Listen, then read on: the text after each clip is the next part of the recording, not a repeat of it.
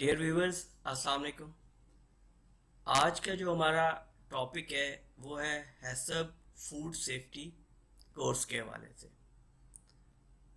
इसके अंदर सबसे पहले मैं बताता चलूँ कि ये कोर्स किन लोगों के लिए इफ़ेक्टिव है।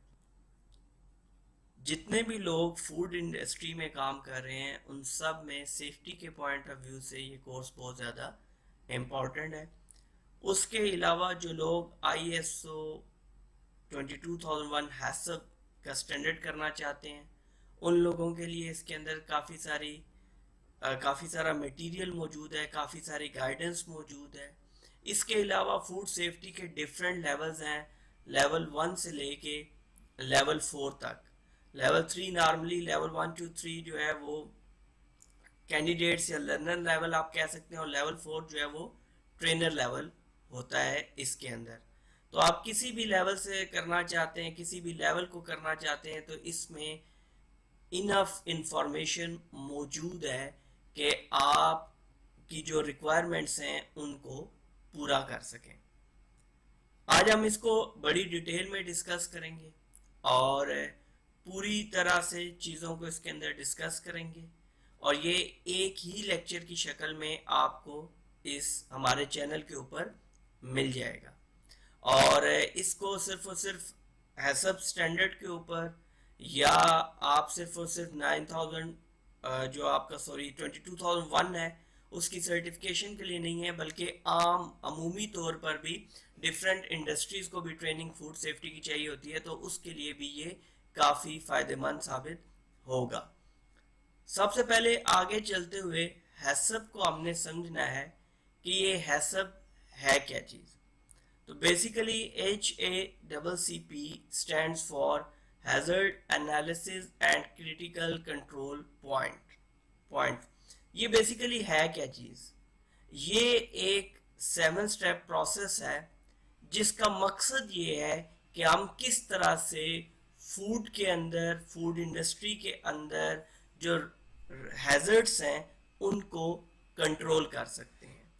मतलब ये हुआ कि ये एक हमारे पास ऐसा प्रोसेस, एक ऐसी टेक्निक मौजूद है जो हमें मदद देगी कि हम फूड, खुराक के, ग़िज़ा के हवाले से हमें जो हैज़र्ड्स दरपेश हैं हम उनको कैसे कंट्रोल कर सकते हैं। तो इसके अंदर सिर्फ कंट्रोल मेजर पे बात नहीं होगी, बल्कि स्टेप बाय स्टेप हम चलेंगे और हम उन तमाम तर चीज़ों को देखेंगे जो इससे रेलेवेंट हैं, जो इसके बराबर में आ सकती हैं। इसमें सबसे पहले अब इम्पोर्टेंस की हम बात करते हैं कि फूड की इम्पोर्टेंस क्या है। सिर्फ खा लेना या जिस चीज़ में, जिस हालत में कोई खुराक मिले वो खा लेना काफ़ी है, तो ऐसा नहीं है। कुछ चीज़ें हैं, कुछ करेक्टरिस्टिक्स हैं, कुछ फीचर्स हैं जो उसकी इम्पोर्टेंस के पॉइंट ऑफ व्यू से हमें कंसिडर करने पड़ते हैं। What is the importance of food? Food is an essential part of everyone's life. ये अंडरस्टूड है कि खाए बगैर, पिए बगैर हम नहीं रह सकते। कोई भी जानदार जब तक वो कुछ खाएगा नहीं, पिएगा नहीं, तो वो जिंदा नहीं रह सकता। It gives us the energy and nutrients to grow and develop. हमारे जो नश्मो नुमा है इसको बढ़ावा देने के लिए, इसको बेहतर करने के लिए और हमें ग्रो करने के लिए, बड़ा करने के लिए, बड़ा होने के लिए जो हमें इसके एनर्जी है वो हमें हमेशा फूड से ही मिलती है। Be healthy and active to move, work, play, think and learn. और इसी तरह हमें कोई भी जिंदगी की एक्टिविटी परफॉर्म करने के लिए हेल्दी रहना पड़ता है। उस हेल्दी रहने के लिए जो एनर्जी है वो हमें फूड प्रोवाइड करती है, क्योंकि हमारी कोई भी एक्टिविटी हो, हम कोई भी काम कर रहे हैं, हम कोई भी काम परफॉर्म कर रहे हैं, तो उसके अंदर याद रखिएगा कि जब तक हम हेल्दी नहीं हैं तो हम किसी भी एक्टिविटी को प्रॉपरली परफॉर्म नहीं कर सकते हैं। और जब हेल्थ की बात आती है तो उसके पीछे एनर्जी की भी बात आती है। तो जब एनर्जी की बात आती है तो फिर हमें फूड ही ऐसा सोर्स है जो प्रॉपर हमें एनर्जी दे सकता है। नेक्स्ट अगर हम इसको देखें, ये हमारे पास मुख्तलिफ हमारे बॉडी ऑर्गन्स हैं, बॉडी पार्ट्स हैं जिनको हम देख सकते हैं, जैसे हमारे हेयर हैं, आईज हैं, हार्ट है, लंग्स हैं, इंटेस्टाइन्स हैं, स्किन है, बोन्स हैं, मसल्स हैं और ब्रेन है। ये तमाम तर जो हमारे बॉडी पार्ट्स हैं इनको फूड चाहिए, और इन सब को जो फूड है वो डिफरेंट बॉडी ऑर्गन को डिफरेंट टाइप की फूड चाहिए। ठीक है, किसी में फैट्स चाहिए, किसी में विटामिन चाहिए, किसी में प्रोटीन चाहिए। अब हमें इन तमाम तर के लिए हम अगर हर हर अपने बॉडी ऑर्गन के लिए एक एक फूड सेलेक्ट करें तो ये काफ़ी मुश्किल होगा। ठीक हो गया। तो इसके लिए जो हमारे पास चीज़ आती है या जो वर्ड हम इसके अंदर यूज़ करते हैं वो इसके अंदर बेहतर वर्ड ये होगा कि हम इसके अंदर जो हमारी डाइट है वो मुनासिब होनी चाहिए। मुनासिब से मुराद ये है कि वो बैलेंस्ड डाइट होनी चाहिए। उस बैलेंस डाइट का फ़ायदा ये होगा कि जब हम तमाम तर चीज़ों को ग़ज़ा की शक्ल में, फूड की शक्ल में ले रहे हैं तो ये जितने भी हमारे बॉडी पार्ट्स हैं, बॉडी ऑर्गन्स हैं, ये तमाम तर बेहतर तरीके से ग्रो कर सकेंगे।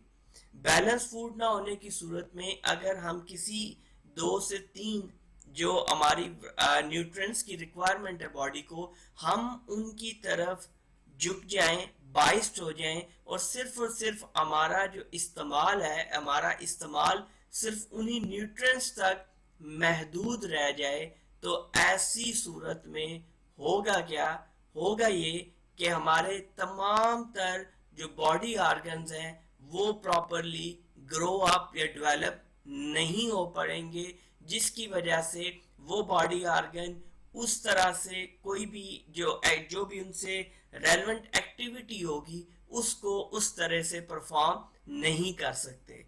तो इन तमाम तर बॉडी ऑर्गन्स को आप अगर न्यूट्रिएंट्स इस तरह से देना चाहते हैं कि ये प्रॉपरली काम करें, आपका हर बॉडी ऑर्गन काम करे, तो इसमें याद रखिएगा कि आपको एक चीज़ रिक्वायर्ड है, वो है आपकी बैलेंस्ड डाइट।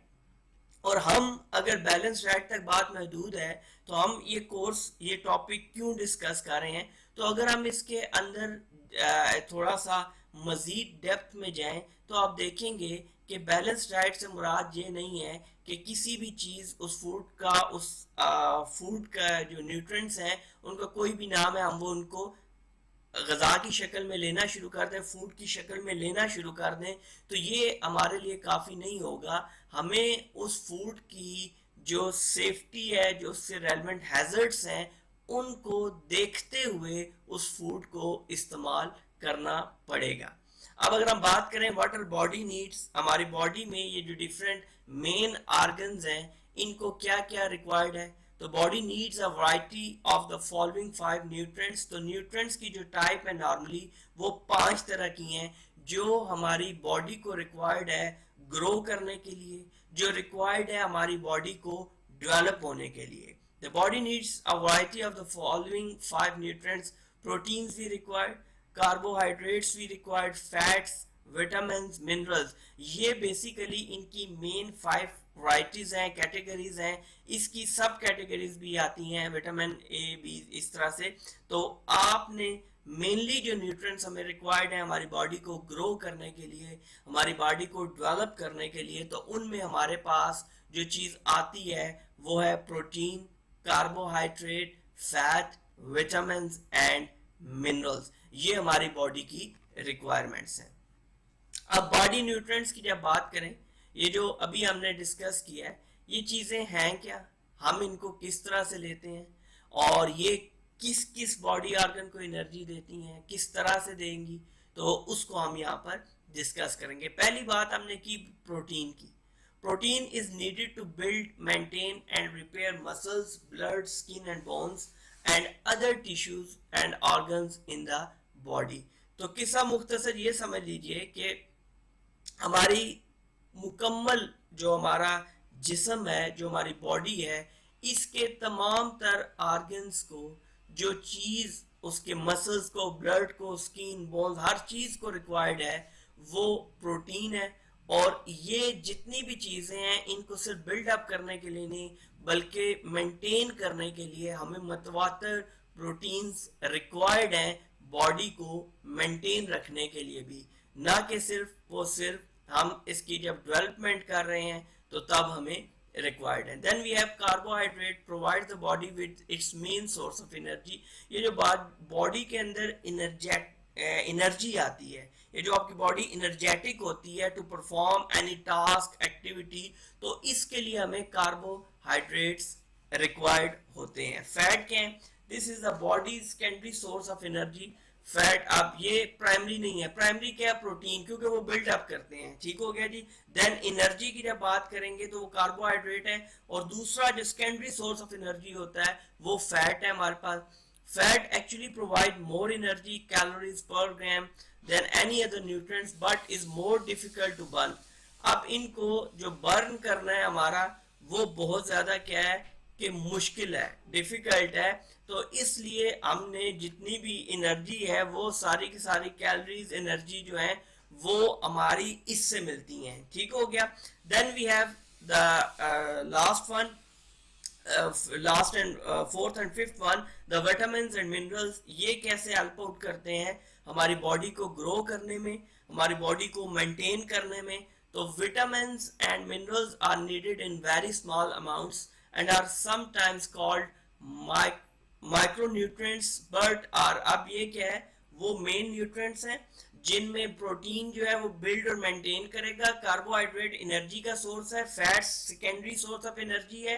ये माइक्रो न्यूट्रिएंट्स हैं लेकिन ये भी उतने अहम है जितने प्रोटीन, कार्बोहाइड्रेट और फैट आपकी बॉडी के लिए रिक्वायर्ड है. Vitamins and minerals are needed in very small amounts and are sometimes called micronutrients. इनको छोटे nutrients हम बोलेंगे but are essential for good health. They control many functions and processes in the body and in the case of minerals also help build body tissues such as bones, calcium and blood, iron. So ये जो minerals और vitamins है ये help out करते हैं bones के अंदर calcium की मदद करते हैं, कैल्शियम के लिए जरूरी है, और ब्लड के अंदर आयरन जो है, जब ब्लड के अंदर आयरन नहीं होता तो ब्लड की स्ट्रेंथ वो नहीं रहती है कि वो आपके सर्कुलेटरी सिस्टम को स्ट्रॉन्ग और मेंटेन रख सके. To learn more about specific vitamins and minerals see the vitamin and mineral information sheet below. अच्छा, अब जी ये अगर इतनी सारी अच्छी बातें हैं, न्यूट्रिएंट्स भी हैं, पता भी चल गया बॉडी ऑर्गन्स को रिक्वायरमेंट क्या है, हमारी बॉडी को किस किस चीज की रिक्वायरमेंट है, तो फिर ये सवाल पैदा होता है कि क्या गलत हो सकता है. हमारी फूड किस शक्ल में, उसके अंदर न्यूट्रिएंट्स भी मौजूद हैं, उसके अंदर प्रोटीन्स भी मौजूद हैं, फैट्स भी मौजूद हैं, विटामिन्स भी हैं, मिनरल्स भी हैं, कहाँ पर जाकर हमारी जो फूड है उस वो गलत हो जाती है, वो स्पॉइल हो जाती है. तो सबसे पहले फूड स्पॉइलेज. फूड, अगर आपकी फूड पड़े पड़े बासी होगी है, टाइम ले लिया उसने, आफ्टर सम टाइम तो वो खराब हो जाएगी. फूड कंटेमिनेशन, उस आपके खाने के साथ, आपकी ग़िज़ा के साथ कोई चीज मजीद ऐड होगी है, या बैड टेस्ट, बुरा जायका भी कई दफा कुकिंग के दौरान आ सकता है. पॉइजनिंग, जहरीली हो जाती है कई दफा जब अक्सर पड़े पड़े कोई चीज टाइम गुजर जाए, या कोई भी ऐसी चीज एडिशन में आ गई है जिसने फूड को अपनी असली हालत में नहीं रखा तो वो जहर बनने का सबब हो सकती है. देन बैड ऑर्डर, आपको पता है कोई भी चीज ऐसी, कोई भी तो नहीं, ज्यादातर आप ये कहें कि ज्यादातर कुछ चीजें ऐसी हैं जिनकी सरवाइव करने की होती है, सरवाइव कर सकती हैं कुछ अरसे तक, उनकी एबिलिटी होती है, लेकिन मोस्टली जो है वो बहुत जल्दी चीजें जो है वो खराब, गलना सड़ना शुरू हो जाती हैं. ये नेचुरल एक फिनोमेना है और हम नहीं समझ सकते हैं, बावजूद इसके हम चीज़ों को स्टोर करते हैं, हम चीज़ों को अपने पास महफूज करने की कोशिश करते हैं. ये टेक्निकली नेचुरल फिनोमेना है. अगर ये नेचुरल फिनोमेना ना होता तो एक ही बंदा दुनिया की तमाम तर चीज़ें इकट्ठी करने की कोशिश करता और सालों वो पड़ी रहती. एनीवेज, बैड ऑर्डर तब पैदा, बदबू सी तब आना शुरू होती है जब एक पैसेज ऑफ टाइम गुजर गया है, या आपने कुछ ऐसी चीज़ों को मिक्स अप कर दिया है, फूड को एक ऐसे आप कंपाउंड में ले आए हैं कुकिंग के दौरान, या आप विदाउट कुकिंग उसको मिक्स अप ऐसा किया है कि उसकी वजह से कोई स्मेल, कोई इस तरह का इशू आ गया है, तो वो बैड ऑर्डर में कंसिडर होगा।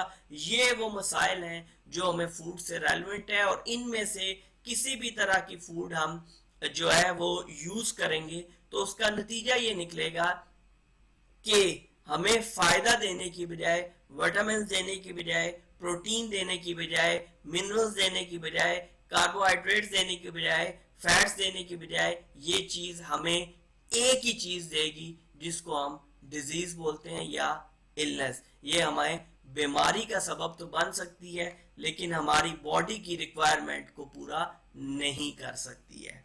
अब जी what are the food hazards, यहाँ पे हम फूड सेफ्टी को तो डिस्कस कर रहे हैं लेकिन हम उन चीज़ों को डिस्कस करेंगे जो टिपिकल हैजर्ड, जो स्पेसिफिक हैजर्ड्स कवर करते हैं आपकी फूड इंडस्ट्री को या आपकी फूड सेफ्टी को। तो 3 तरह के हैजर्ड्स इसके अंदर नॉर्मली आपको मिलेंगे, जिनमें हमारे पास नंबर 1 बायोलॉजिकल हैजर्ड्स हैं, number 2 chemical hazards, number 3 physical hazards. Biological hazards क्या हैं? आपके बैक्टीरियाज हो सकते हैं। केमिकल हैजर्ड्स क्या हैं? किसी भी तरह का केमिकल आपका उनके अंदर इन्वॉल्व हो सकता है। और फिजिकल हैजर्ड क्या है कि इसके दौरान काम करते हुए आपको प्रॉब्लम आ सकती है। किस तरह की प्रॉब्लम आ सकती है फिजिकल हैजर्ड्स में? कट्स लग सकते हैं कटिंग के दौरान, या इस तरह के मसाइल आपको आ सकते हैं। तो ऐसी जगहों पे आपको फिजिकल, बायोलॉजिकल, केमिकल हैजर्ड्स का सामना करना पड़ेगा। What can we do to protect the food? पहली तो बात यह है कि आप प्रोटेक्शन करना चाहते हैं फूड की, कि यहीं से बात बन जाए कि हम चीज़ों को, पहला तो काम ही यही है कि हम प्रोटेक्ट कर लें, हम इस स्टेज पे ही ना पहुंचे कि उसके जो एडवर्स इफेक्ट्स हैं वो हमारे ऊपर असरअंदाज हो। तो उसको करने के लिए हमें करना क्या पड़ेगा? तो what can we do to protect the food? अब फूड को प्रोटेक्ट करने के लिए हम क्या करेंगे? नंबर 1, वॉश हैंड्स, हम हाथ धो लें। क्लीन द सराउंडिंग्स, हमारे इर्द गिर्द जिस जगह पे हमने फूड को फैलाना है, फूड को प्रिपेयर करने के लिए कटिंग है इस तरह की, तो वो सराउंडिंग्स को हम क्लीन करें। सेपरेट स्टोरेज फॉर फूड, आपने अक्सर देखा होगा इवन रेफ्रिजरेटर वगैरह, फ्रिज के अंदर भी इसके जो बॉक्सेस होते हैं वो अलग होते हैं, मुख्तलिफ तरह की फूड के अलग। तो आपने उनकी जो ज़ाहिरी हालत है या जो वो उनकी हमारे पास क्लासिफिकेशन मौजूद है कि ये मीट है फूड, ये वेजिटेबल्स है फूड, ये आपके फ्रूट्स हैं वो भी फूड है। तो आपने इनकी स्टोरेज भी अलग अलग करनी है। राइट कुकिंग, मुनासिब तरीके से कुकिंग हो।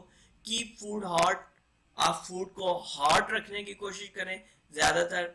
रेफ्रिजरेट प्रॉम्प्टली, कोई भी चीज़ अगर उसको रेफ्रिजरेशन की ज़रूरत है तो उसको फौरी तौर पर आप उसको रेफ्रिजरेट करें। केमिकल स्टोरेज, सैनिटाइजेशन, सैनिटाइज करें किस चीज़ को, अपने जो आपका इक्विपमेंट है जो आप उसके अंदर यूज़ कर रहे हैं, इसके लिए सेपरेट इक्विपमेंट यूज करें। कटिंग के लिए मिसाल के तौर पे जिस आप नाइफ यूज कर रहे हैं मीट के लिए, तो आप फ्रूट के लिए अलग यूज करें। अगर मजबूरन यूज करना भी है तो उसको वॉश प्रॉपरली करें, उसको सैनिटाइज कर लें ताकि जो उसके इंग्रेडिएंट्स के साथ जो चीज़ें हैं वो कंटेमिनेशन ना कर जाएं किसी दूसरी फूड के साथ। अवॉइड ज्वेलरी वगैरह आप इस्तेमाल ना करें कुकिंग वगैरह के दौरान।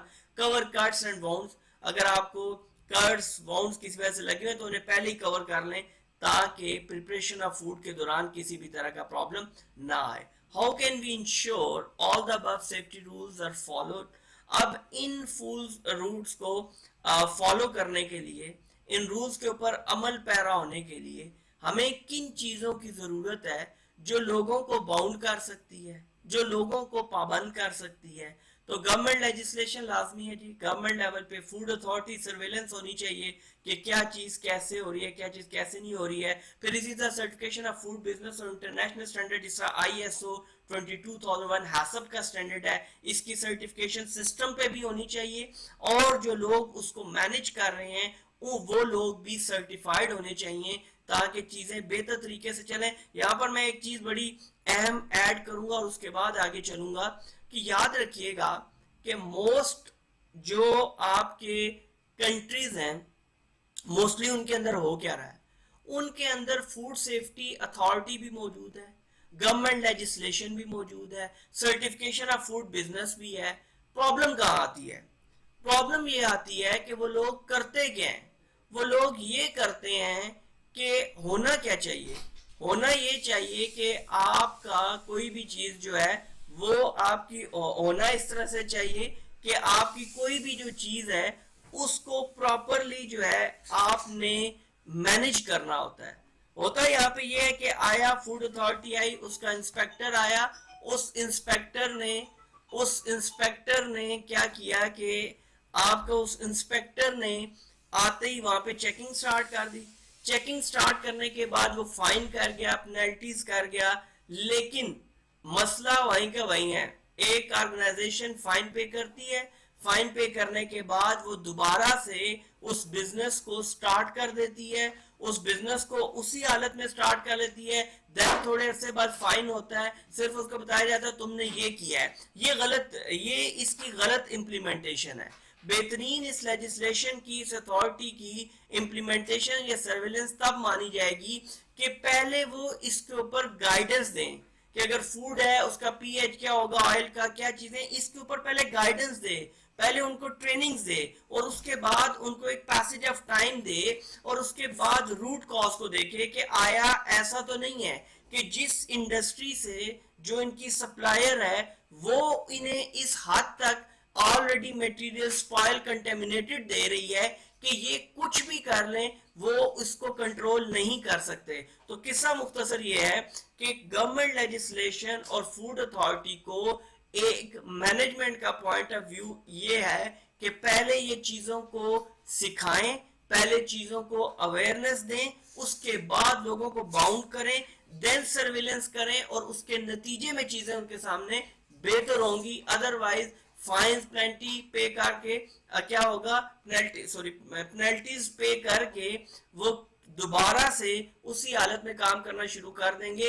इस सूरत में गवर्नमेंट को रेवेन्यू तो शायद जनरेट हो रहा है, लेकिन जो इसका मकसद है, जो असल रूह है कि हमें किसी भी जो भी इंसान है, कोई भी वर्कर्स हैं, कोई भी लोग हैं, उनको साफ शफाफ जो फूड है वो वहां पर मिलनी चाहिए। तो इस तरह से हमने गवर्नमेंट जो है, गवर्नमेंट्स होगी या कोई भी फूड अथॉरिटी सर्विलेंस होगी, तो इन तमाम तर इदारों को इस तरह से परफॉर्म करना चाहिए ताकि चीज़ें जो हैं वो बेहतर तरीके से मैनेज हों, ना कि सिर्फ रेवेन्यू के लिए या सजा जजा के चक्कर में आप अथॉरिटीज़ को चलाएं या रेगुलेशंस को चलाएं। What do we need to keep it running effectively, कि हमें सिस्टम के लिए क्या करना पड़ेगा। जो बात मैंने आपको बताई है उसी चीज को आगे लेके चलेंगे। A system which can effectively ensure that all the things are taken care of and there is no loophole in system which can affect food at any stage। तो अब सिस्टम का मकसद ये है कि इफेक्टिवली इंश्योर करे कि चीज़ें दुरुस्तगी की तरफ किस तरह से जा सकती हैं। इस सिस्टम की अफादियत होनी चाहिए, इस सिस्टम का पॉजिटिव इम्पैक्ट क्रिएट होना चाहिए, ना कि इस सिस्टम की वजह से चीज़ें बीच में मजीद जो है एम्बिगुअस हों। प्री रेक्विजिट्स ऑफ सिस्टम क्या है? Commitment from top management. ये तो अंडरस्टूड है कि ना सिर्फ फूड सेफ्टी, ना सिर्फ हेल्थ एंड सेफ्टी, किसी भी सिस्टम के अंदर जो टॉप मैनेजमेंट की कमिटमेंट है उसकी सबसे ज़्यादा वेटेज है।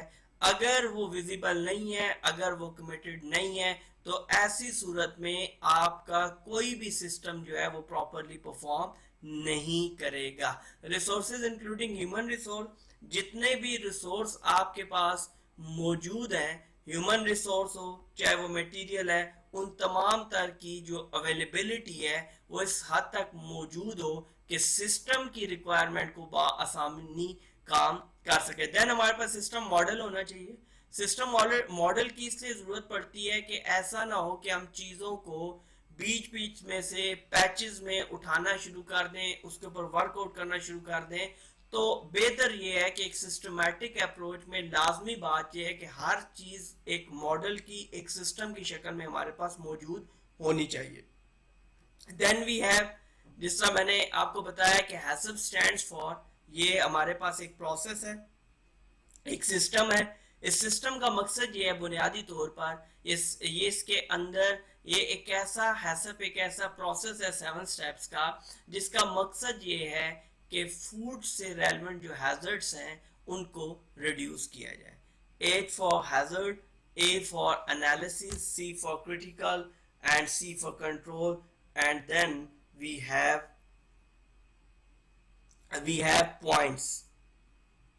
Now moving forward we have objectives of this course की अगर हम बात करें कि ये कोर्स जिस तरह मैंने पहले बताया इसका मकसद क्या है मैंने इन जनरल बताया। अब हम इसके अंदर देखते हैं कि टेक्निकली क्या चीज़ है जो हमें रिक्वायर्ड है। It will review the task in the application of HACCP system, provide trainees with the knowledge and background necessary to establish HACCP plans। के मतलब ऐसा भी नहीं है कि सिर्फ बना बनाया आप ढूंढते रहें और उसको कॉपी पेस्ट करके इम्प्लीमेंट करें। तो इसके अंदर इस कदर इंफॉर्मेशन आपको नॉलेज प्रोवाइड किया जाएगा जिसकी सूरत में आप इस काबिल होंगे कि किसी भी इंडस्ट्री के अंदर, किसी भी इंडस्ट्री से मुराद फूड से रिलेटेड इंडस्ट्री, चाहे वो होटल हो, रेस्टोरेंट्स हो, आपके गेस्ट हाउस हो, आपके घरों के लिए फूड हो या आपकी बेकरीज के लिए फूड हो, मतलब ये है कि किसी भी जगह पर जब आपके पास आपको कोई कहता है कि भाई हैसअप प्लान दो, तो ऐसी सूरत में आपके पास प्लान डेवलप करना हो, ना कि आप सिर्फ कॉपी पेस्ट मारने की सलाहियत रखते हो, बल्कि आपको अपने तौर पर 100% उसके ऊपर अबूर हासिल होना चाहिए कि आपको किसी भी एनवायरनमेंट या किसी भी जगह पे ये जो कंट्रोल है, ये इस हैसअप जो प्रोसेस है, इसका प्लान बनाते हुए किसी भी तरह का प्रॉब्लम फेस ना करना पड़े जी। नेक्स्ट हमारे पास आता है verify the acceptability of existing HACCP plans and systems.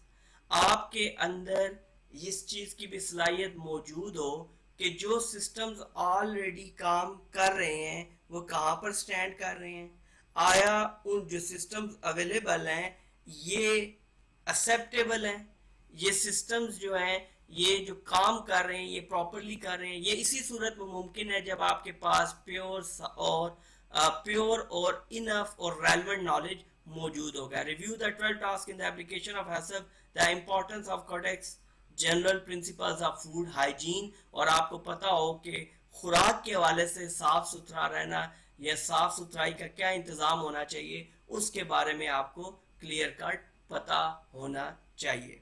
चलते हैं जी, आज हम अपने मॉड्यूल 1 जो कि हमारा इससे रेलेवेंट है, जिसमें हम डिस्कस करेंगे कि हिस्ट्री एंड बैकग्राउंड क्या है। तो मकसद ये है कि पहले किस तरह से चीज़ें चल रही थी और अब हम क्या कर रहे हैं और इससे बेहतरी कैसे आ सकती है। तो कुछ ऑर्गेनाइजेशंस हैं जिस तरह आपकी हेल्थ एंड सेफ्टी के अंदर आयोश, ओशा, नीबोश, वो कुछ ऑर्गेनाइजेशंस हैं जिन्होंने with respect to health and safety काम किया है और फिर लॉज उनके पीछे ILO इस तरह की चीज़ें मौजूद हैं। इसी तरह जब हम फूड सेफ्टी के हवाले से बात करते हैं, HACCP एंड फूड सेफ्टी के हवाले से, तो इसमें भी मुख्तलिफ अदवार में मुख्तलिफ टाइम में हमारे पास ब्रेक थ्रू हुए या वर्कआउट किया गया उन कंपनीज की तरफ से, उन ऑर्गेनाइजेशंस की तरफ से जिन्होंने मदद दी, जिन्होंने इस HACCP जो सिस्टम है, जो प्लान्स हैं, इनको इम्प्लीमेंट करने में अप्रिसिएशन दी या इनको इम्प्लीमेंट करने में बढ़ावा दिया और लोगों को इसके अंदर एज अ रोल मॉडल आए। फर्स्ट ब्रेक थ्रू जो था फूड सेफ्टी और HACCP के वाले से वो W. डेमिंग ने 1950 में दिया। देन दूसरा ब्रेक थ्रू पिल्सबरी कंपनी ने 1960 में दिया। देन US आर्मी और नासा ने फूड के ऊपर बहुत काम किया क्योंकि उसको US आर्मी उसकी शुरू से ये आदत रही है जंगे शंगे करने की, तो उसको ये फूड इस हालत में रिक्वायर्ड थी कि वो ज्यादा टाइम तक उसको स्टोर रख सके खराब हुए बगैर, इसलिए उन्होंने जरूरत के तहत, जरूरत की वजह से इसके ऊपर ज्यादा वर्कआउट किया। इसी तरह नासा को भी अपने लोगों के लिए ये काम करना पड़ा। Then public presentation by Pillsbury company 1971, 1980 में HACCP approach was adopted by other major food companies. इससे पहले फूड कंपनीज एक अमूमी साफ सुथरा रखती थी सिस्टम्स को, लेकिन इस अप्रोच को डेवलप जो ऑर्गेनाइजेशंस के अंदर अडॉप्ट किया गया वो 1980 में नॉर्मली किया गया। Then 1985 the United States National Academy of Science recommended that the HACCP approach be adopted in food processing establishment to ensure food safety। तो ये बेसिकली आपके पास एक इदारे की रिकमेंडेशन आती है 1985 में, जो कहता है कि आप अगर हैसब कंट्रोल के ऊपर काम करते हुए काम कर रहे हैं या हैसब कंट्रोल के ऊपर आप वर्किंग करेंगे तो उसी सूरत में आप इंश्योर कर सकते हैं कि जो फूड है वो साफ सुथरा है। The Codex Alimentarius general principle of food hygiene क्या कहता है जी? The Codex Alimentarius Latin for food code, okay, it is ये वर्ड है लैटिन में, लातीनी जुबान का लफ्ज है जिसका मतलब है food code, is a collection of internationally recognized standards, code of practice, guidelines and other recommendation relating to foods, food production and food safety। तो बेसिकली आपका जिस तरह एक आम है, क्योंकि जितने भी लोग सुन रहे होंगे मोस्टली वो सीई के एक आप ये समय के सिंबल को जानते होंगे, जिसका मतलब होता है कन्फर्मेटरी यूरोपियन, कि ये चीज यूरोप के स्टैंडर्ड के मुताबिक है। इसी तरह कोडेक्स एलिमेंट्रियस जो है ये एक फूड कोड के तौर पर इस्तेमाल किया जाता है, जिसके अंदर फूड प्रोटेक्शन, फूड सेफ्टी के हवाले से प्रैक्टिसेस हैं, गुड प्रैक्टिसेस हैं, स्टैंडर्ड्स हैं और गाइडलाइंस हैं कि कैसे हम उनको इस्तेमाल करके इन गाइडलाइंस, इन प्रैक्टिसेस को अपनी जो फूड की सेफ्टी कर सकते हैं प्रोडक्शन के दौरान, प्रिपरेशन के दौरान, उसको हम कोडेक्स एलिमेंट्रियस बोलते हैं। Then is HACCP effective, do we have any advantage? अब ये बड़ी जो है ये सोचने की बात है।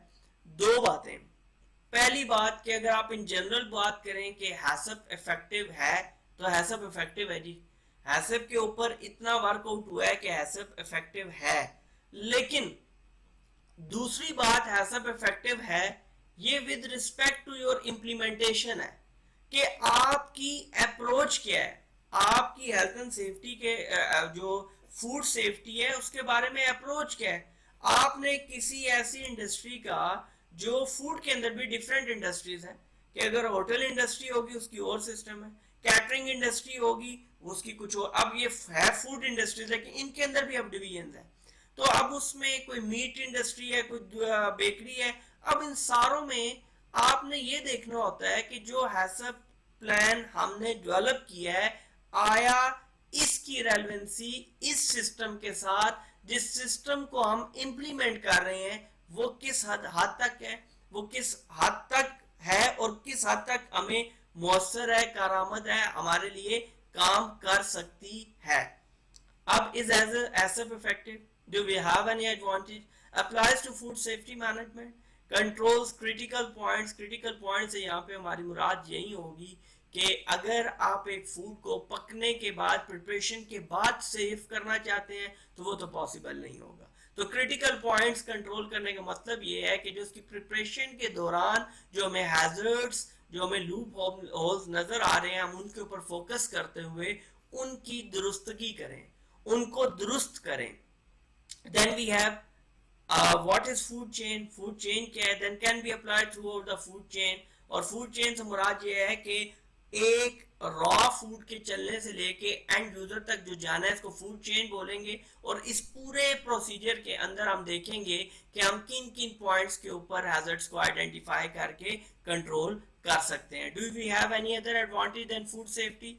या इफेक्टिव यूज ऑफ रिसोर्सेज, आपका जो रिसोर्स है वो इफेक्टिव। अगर इसी तरह आपको, जैसे एक सिंपल सी बात है, रिसोर्स कैसे जाया हो सकता है? आपको मालूम है दुनिया में बहुत सारे ऐसे ममालिक हैं जिधर कैद पड़ता है, ठीक है। अगर आप जिन ममालिक में फूड है और वो सिर्फ उसके मैनेजमेंट सिस्टम ना होने की वजह से फूड को ज़ाया कर रहे हैं, खुराक को ज़ाया कर रहे हैं, ग़िज़ा को ज़ाया कर रहे हैं, तो ये बेसिकली रिसोर्स को ज़ाया किया जा रहा है। अगर आप फूड सेफ्टी करेंगे, फूड सेफ्टी मैनेज करेंगे तो इफेक्टिव यूज ऑफ रिसोर्सेज आएगा, जितना आपका रिसोर्स है वो बचा रहेगा। जाएगा। उसके बाद profit increase for the employer, food industry understood है।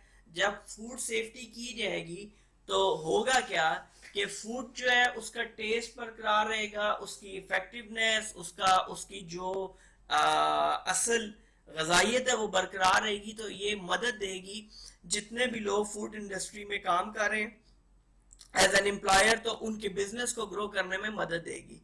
Timely response to food safety problems, enhancement in reputation understood है। एक रेस्टोरेंट के अंदर फूड फ्रेश मिल रहा है, फूड एक बेहतर टेस्ट के साथ मिल रहा है, फूड स्पॉइलेज नहीं है, तो ऐसी सूरत में उस इंडस्ट्री को उस बेसिकली ऑर्गेनाइजेशन को ऑटोमेटिकली बूम आएगा, वो ऑटोमेटिकली जो है वो ग्रो अप करेगी अपने बिजनेस के पॉइंट ऑफ व्यू से। कस्टमर सेटिस्फेक्शन, कस्टमर सेटिस्फाई करेगा होगा कि जिस चीज के लिए मैंने पे किया है वो चीज मुझे उसी तरह से मिली जिस तरह से मेरी रिक्वायरमेंट थी। Enhance the responsibility and degree of control, help in inspection by food regulatory authority. हाँ, ये बहुत मदद करेगी कि जब आप सिस्टम के ऊपर रहेंगे, सिस्टम को प्रॉपरली इंप्लीमेंट करेंगे, तो होगा क्या, जब भी फूड रेगुलेटरी अथॉरिटी की सर्वेलेंस होगी, इंस्पेक्शन होगी, उस दौरान आपको आपको न सिर्फ पेनल्टीज से आप बचे रहे, आपको उसके अंदर पेनल्टीज जो हैं उनसे आप बचे रहेंगे, आप फाइन से बचे रहेंगे, बल्कि आप उसके अंदर आपको एप्रिसिएशन भी मिलेगी कि ये ऑर्गेनाइजेशन हैसब के ऊपर प्रॉपरली काम कर रही है। प्रमोट इंटरनेशनल ट्रेड, तो वो ऑर्गेनाइजेशन फिर बड़ी से बड़ी चेंज होटल और इस हवाले से बनाती चली जाएगी। Then required capabilities of HACCP system, accommodating change such as advances in equipment design, changes in processing procedures, technological developments। तो ये तमाम तर चीज़ें हैं जिनमें आपको जो है वो कैपेबिलिटी होनी चाहिए कि आप इन्हांस कर सकें। फॉर एग्जांपल, आप जिस जूस वाली आपका प्लांट है, आपकी जूस की फैक्ट्री है, तो उसके अंदर पहले कम आपकी इक्विपमेंट का इस्तेमाल था।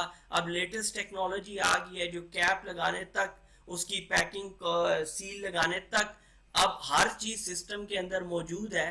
तो आपके अंदर ये चीज मौजूद हो कि कैपेबिलिटी ये हो कि जब कभी भी आपको मौका मिले इन चीज़ों में बढ़ने का, बढ़ावा लेने का, तो आप उसकी तरफ जाएं, ना कि पुराने सिस्टम्स के ऊपर जुड़े रहें या जमे रहें। Requirements for application of HACCP क्यों है? Operation according to good manufacturing practices, GMPs कहता है। ये अब वो रिक्वायरमेंट्स हैं, जिस तरह आपके बाकी जगहों पे लॉ होते हैं, आईएलओ के, आपके रेगुलेशंस होते हैं, आसपा के, एचएससी के होते हैं, ओशा के होते हैं, बाकी ऑर्गेनाइजेशंस के होते हैं, तो फूड के हवाले से ये आपके पास रिक्वायरमेंट्स हैं जिनको आपको हर सूरत फुलफिल करना पड़ेगा। Operation according to food manufacturing practices, GMPs. Codex general principles of food hygiene क्या कहता है? अभी कुछ देर पहले हमने इसी लेक्चर में डिस्कस किया है। Ability of an industry segment और सेक्टर टू सपोर्ट और इम्प्लीमेंट द हैसब सिस्टम। ये बड़ी इंपॉर्टेंट चीज है कि इंडस्ट्री का जो सेगमेंट या सेक्टर है वो उसको सपोर्ट, उसके अंदर सलाहियत मौजूद हो।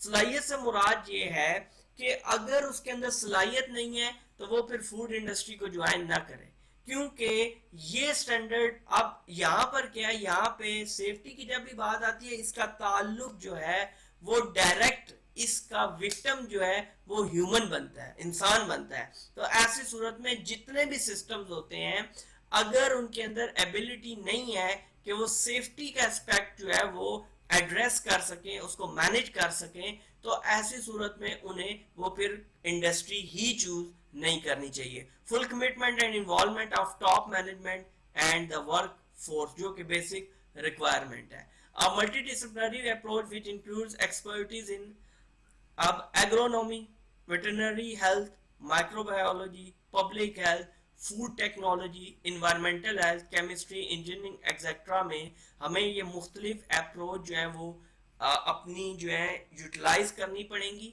हमें इसके अंदर कुछ हद तक एक्सपर्टीज होंगी, तो उसी सूरत में हम बेहतर तरीके से फूड सेफ्टी को परफॉर्म कर सकते हैं।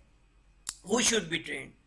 अब कौन से ऐसे लोग होंगे फूड इंडस्ट्री के अंदर वो कौन से पर्सनल्स हैं, वो कौन से लोग हैं जिनको हम एड्रेस कर रहे हैं, जिनको हम ये ट्रेनिंग प्रोवाइड कर रहे हैं. Who should be train? General training all relevant personnel, personnel डबल एनईएल जो है मुलाजमीन के लिए होता है, और जो एम्प्लॉयज हैं. All relevant personnel to food industry, specific training to regulatory authorities को देनी चाहिए, क्योंकि अगर उनके पास ट्रेनिंग नहीं होगी तो वो कैसे सर्वेलेंस या इंस्पेक्शन परफॉर्म कर सकते हैं. फूड हैंडलर्स को, फूड ऑपरेटर्स और मैनेजमेंट को ये ट्रेनिंग देनी पड़ेगी फूड से रेलेवेंट.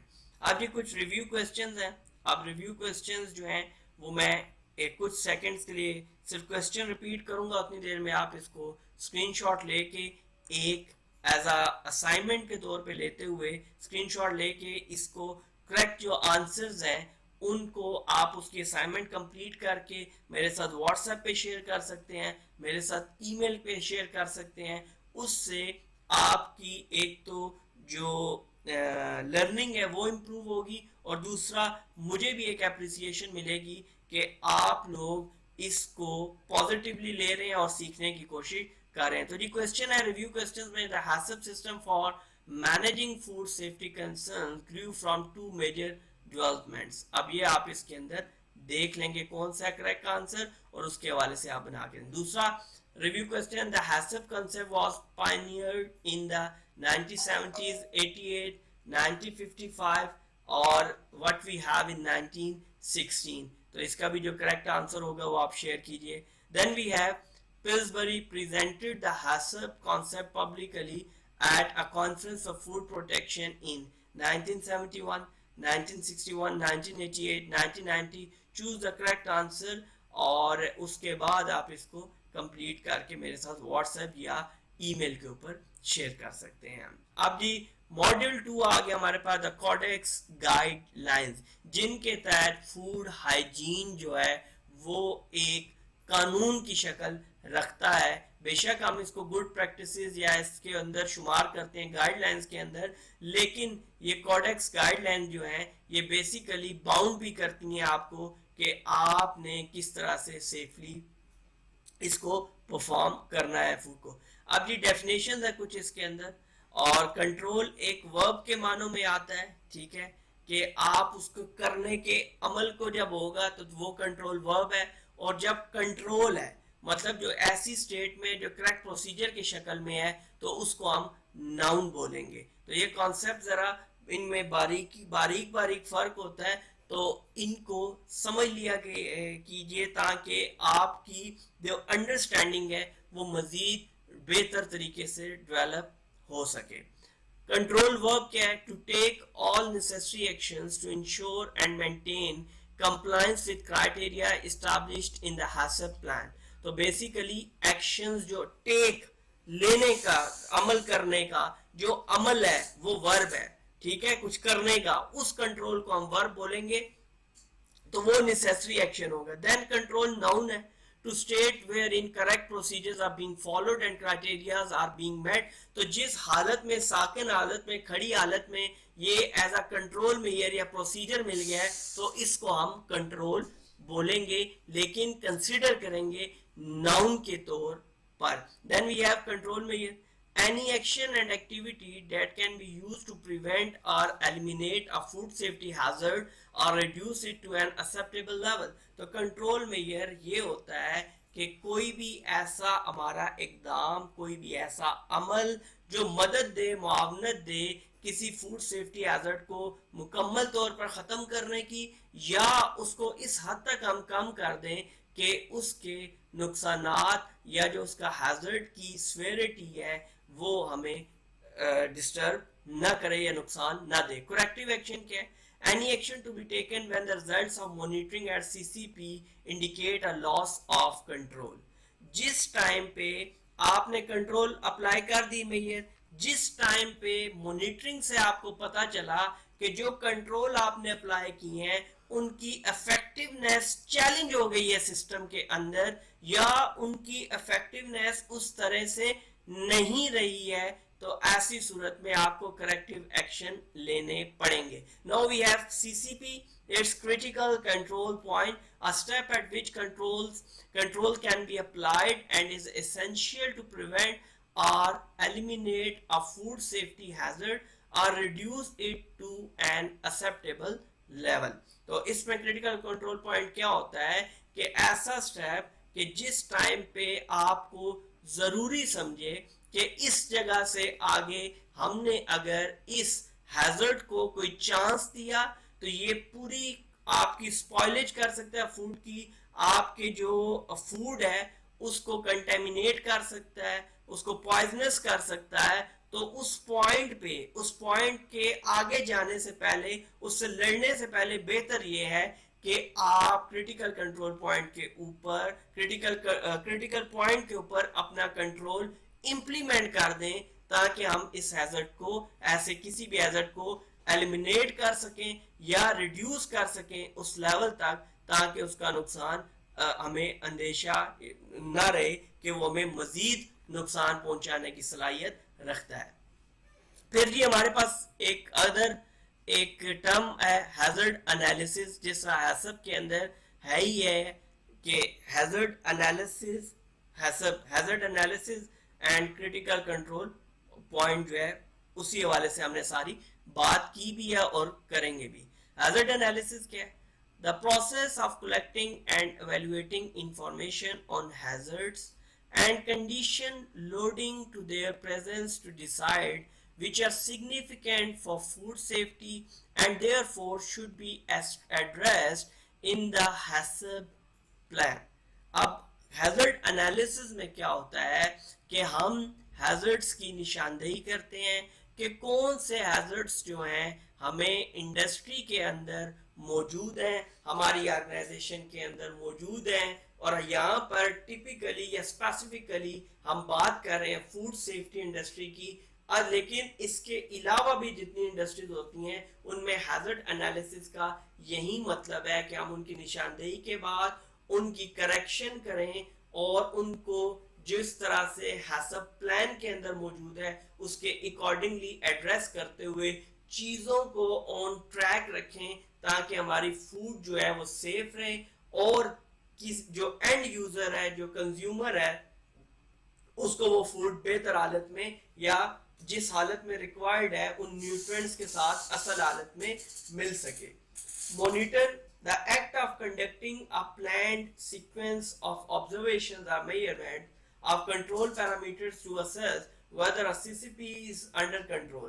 अब बेसिकली एक आपका एक एक्ट ऑफ कंडक्टिंग एक अमल है आपका, लेकिन ये प्लान सीक्वेंस होगा कि आप देखेंगे, आप ऑब्जर्व करेंगे, आप मेजरमेंट ऑफ कंट्रोल पैरामीटर को असेस करेंगे कि जो क्रिटिकल कंट्रोल पॉइंट हमने इंप्लीमेंट कर दिए हैं वो अंडर कंट्रोल है, उनकी इफेक्टिवनेस उसी तरह से है जो हमारा इंटेंट था, जो हमारा मकसद था उसके अकॉर्डिंगली है या कि नहीं। स्टेप क्या है?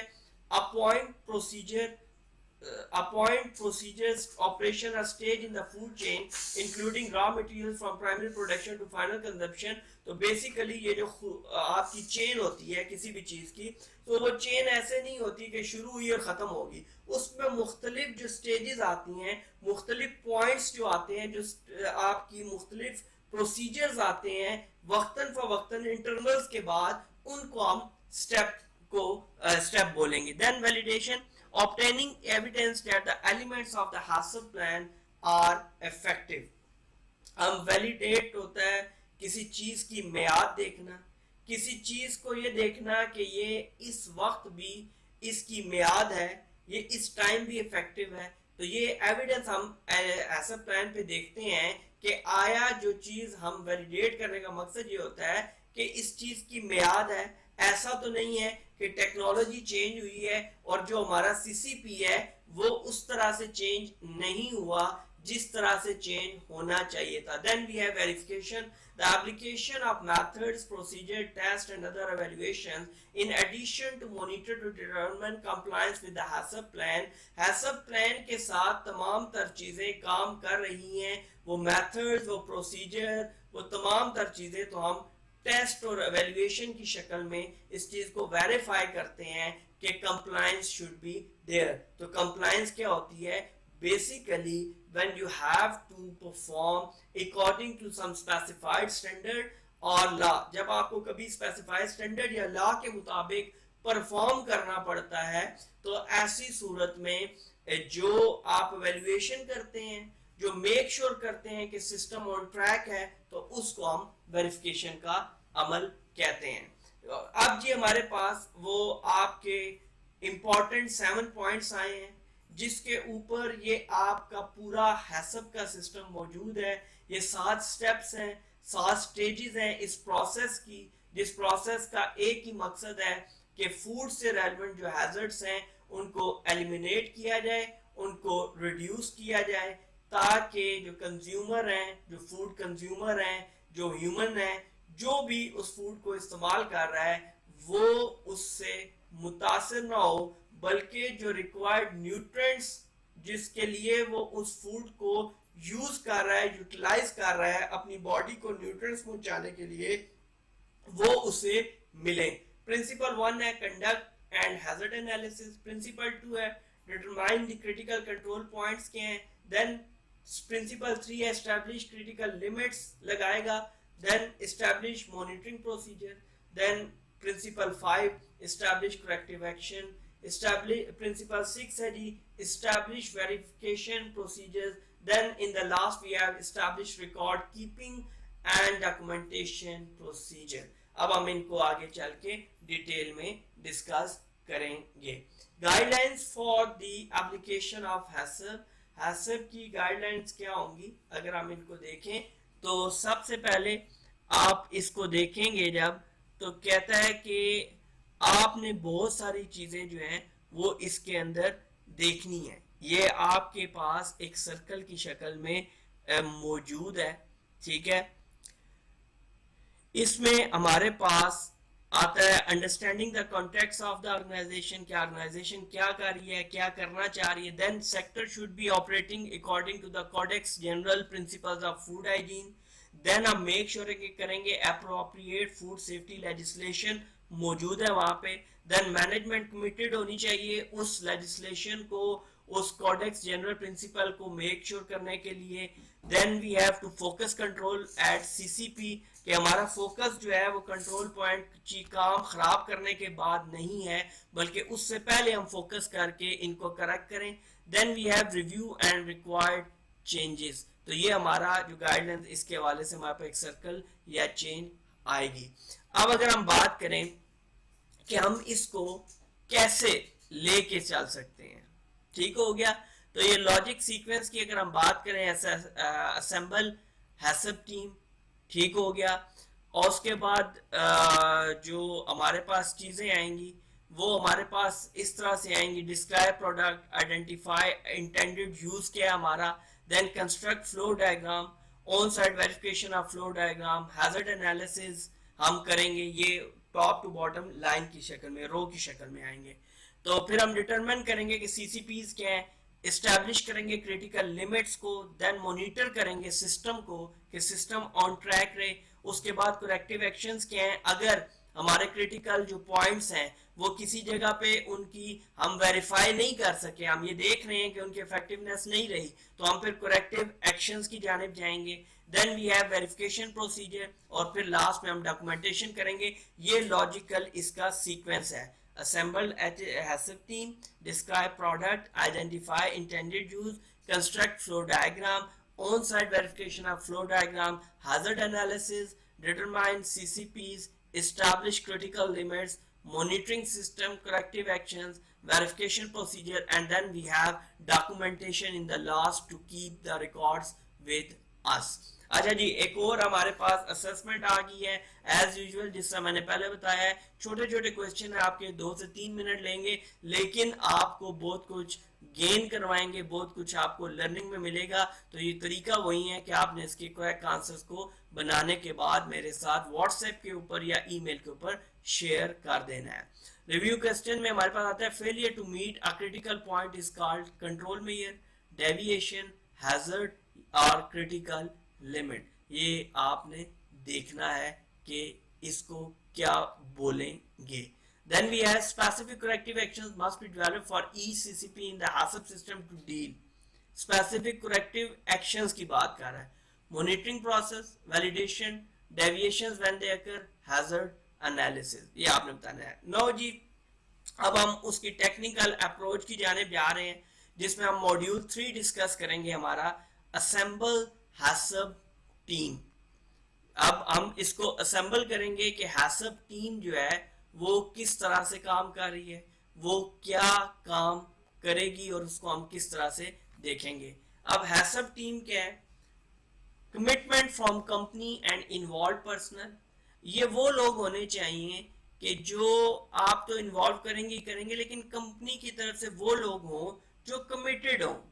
मतलब कि वो उनको कंपनी भेज दे, वो ये ना समझे कि इस काम से तो जान छुट्टी, वहां जाके टाइम हम उड़ा लेंगे अपनी मर्जी से, उस टाइम को देख लेंगे।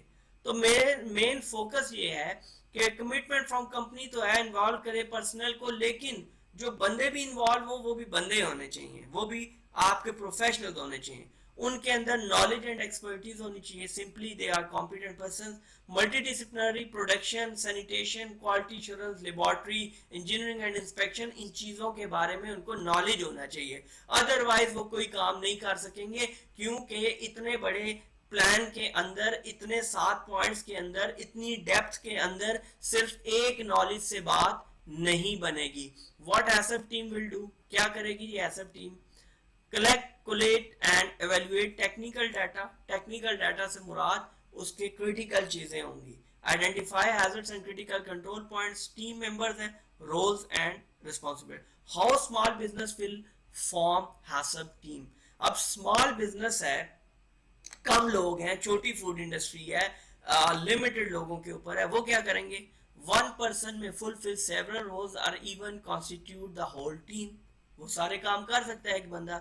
ये आप नहीं उसको कह सकते भाई इतने काम हम इतने बंदे रख लें, हमारा तो इतनी आउटकम नहीं है, कैसे नहीं।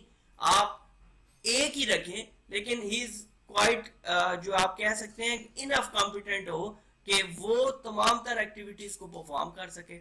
Include personal directly involve in daily processing activities. तो ऐसे पर्सनल्स को इन्वॉल्व करें जो डेली उस प्रोसेसिंग एक्टिविटीज के अंदर भी शामिल हो और इसको पैरेलल लेके चले। टीम कंपोजिशन, ये हमने थोड़ा सा इसको कंसीडर करना है, और इसको आप मैनेजमेंट के पॉइंट ऑफ व्यू से आप जरूर देखेंगे, क्योंकि सिर्फ इस कोर्स का पढ़ लेना या हर बंदा जिसने इस कोर्स को पढ़ लिया वो काफ़ी नहीं होगा कि वो जाके इंडिपेंडेंटली हैसब के पॉइंट ऑफ व्यू से या ISO 22001 के पॉइंट ऑफ व्यू से जाते ही हैसब प्लान डेवलप करने शुरू कर दे। When selecting the team, the coordinator should focus on those who will be involved in hazard identification. जो लोग hazard identification में involved हैं उनको ले लें। Those who will be involved in determination of critical control points, उनको जो critical control points के ऊपर फोकस किए हुए हैं। Those who will monitor critical control point, those who will verify operations at critical control point, those who will examine samples and perform verification procedure। वो जो तमाम तर चीज़ें हमने पीछे पढ़ी थी, वो तमाम तर करने की जिनके पास सलाहियत होगी, वही चीज़ हमारी इस टीम के अंदर शामिल होंगे। What will be the required knowledge? अब नॉलेज क्या है? तो सेफ्टी के अंदर एक ही चीज जो है ना वो रिक्वायरमेंट है, वो हमारी है कि ही शुड बी कॉम्पिटेंट। लेकिन जब हम यहाँ पे पर्सनल की बात करेंगे तो कुछ चीजों में कॉम्पिटेंस के लिए ही नीड्स सम टाइम। तो उसके लिए हम देखेंगे कि उसके अंदर क्या क्या चीजें होनी चाहिए। तो नॉलेज में selected personal should have a basic understanding of technology and equipment used on the processing lines, के जो प्रोसेसिंग के दौरान जो अमल हो रहे हैं, जो प्रोसेसिंग के अमल हैं उनके दौरान जो इक्विपमेंट यूज हो रहा है, जो टेक्नोलॉजी यूज हो रही है वो उससे बिल्कुल अच्छे तरीके से जो है उसको इम्प्लीमेंट करने की सलाहियत रखते हैं, उसके ऊपर पूरी तरह से काम करने के बारे में जानते हो। ठीक है, तो उन तमाम तर को हम कंसीडर करेंगे कि वो लोग हमारे लिए सही लोग हैं जो इस सिस्टम को चला सकते हैं। Practical aspects of the food operations का उन्हें पता हो कि जब प्रैक्टिस सिर्फ किताबी बातें ना करें, सिर्फ देख के नहीं, बल्कि उनको प्रैक्टिकली पता हो फूड इंडस्ट्री में क्या क्या हो रहा है। The flow and technology of the process, applied aspects of food, microbiology का उनको पता हो कि कौन कौन से माइक्रोबायोलॉजी के जो कॉन्सेप्ट्स हैं, जो एस्पेक्ट्स हैं, वो अप्लाई होंगे हमारी फूड इंडस्ट्री के अंदर। हैसअप प्रिंसिपल्स एंड टेक्निक्स के ऊपर उनको एक्सपर्टीज होनी चाहिए। सिर्फ नॉलेज नहीं, एक्सपर्टीज होनी चाहिए। तो उन्हीं लोगों को आप इन्वॉल्व करेंगे, क्योंकि जो बंदा सीख रहा है तो वो तो फिर तजर्बे ही करेगा ना। तो तजर्बे हमें नहीं चाहिए होते हैं। कई दफ़ा सिस्टम को ऑन ट्रैक रखने के लिए बहुत सारी चीज़ें हमें इस तरह से भी मोनिटर करनी होती हैं। देन स्कोप क्या है? One of the first task of the HACCP team should be to identify scope of the HACCP plan the team should। अब उनको पहले तो ये पता होना चाहिए कि जो HACCP प्लान हम कर रहे हैं, जो चीज़ हम इम्प्लीमेंट करने जा रहे हैं, इसका स्कोप क्या है। ठीक है, the team should limit the study to a specific product and process. Limit कर लें, हर चीज़ में घुसने की जरूरत नहीं है। जो उनके स्कोप है, जो चीज़ उनसे रेलिवेंट है, उसी पे रुके रहें। Define the types of hazard to be included. तो वो तीन है, बायोलॉजिकल, केमिकल, फिजिकल। इसमें अगर सिर्फ आपको वहां पे बायोलॉजिकल नजर आ रहे हैं, फिर उसी की बात करें। आपको तीनों करने की जरूरत नहीं है। डिफाइन द होता है ऐसे कम ही है, लेकिन कहने का मकसद ये है कि जो टाइप आपको वहां पे जिससे लेना देना है, जिससे पाला पड़ सकता है, जिससे वास्ता पड़ सकता है, उसी को कंसिडर करें। Define the part of the food chain to be studied. और उसको बता दें कि फूड चेन का तुम्हें कौन कौन सा पार्ट जो है वो स्टडी करना पड़ेगा, कंसिडर करना पड़ेगा। What will be the responsibilities of coordinator, कि जो इस टीम को लीड कर रहा है, जो इस टीम को मैनेज कर रहा है, उसकी कुछ जिम्मेदारियां हैं। क्योंकि उसकी जिम्मेदारियों के बगैर वो ये कहे कि मैंने टीम बना दी है, वो काम कर रहे हैं, तो ये भी इनफ नहीं है। तो सबसे पहले तो coordinator is the responsible person having these responsibilities. ensure that the composition of the team meets the need of the study, कि जो जरूरत है उसके मुताबिक टीम की कंपोजिशन हो।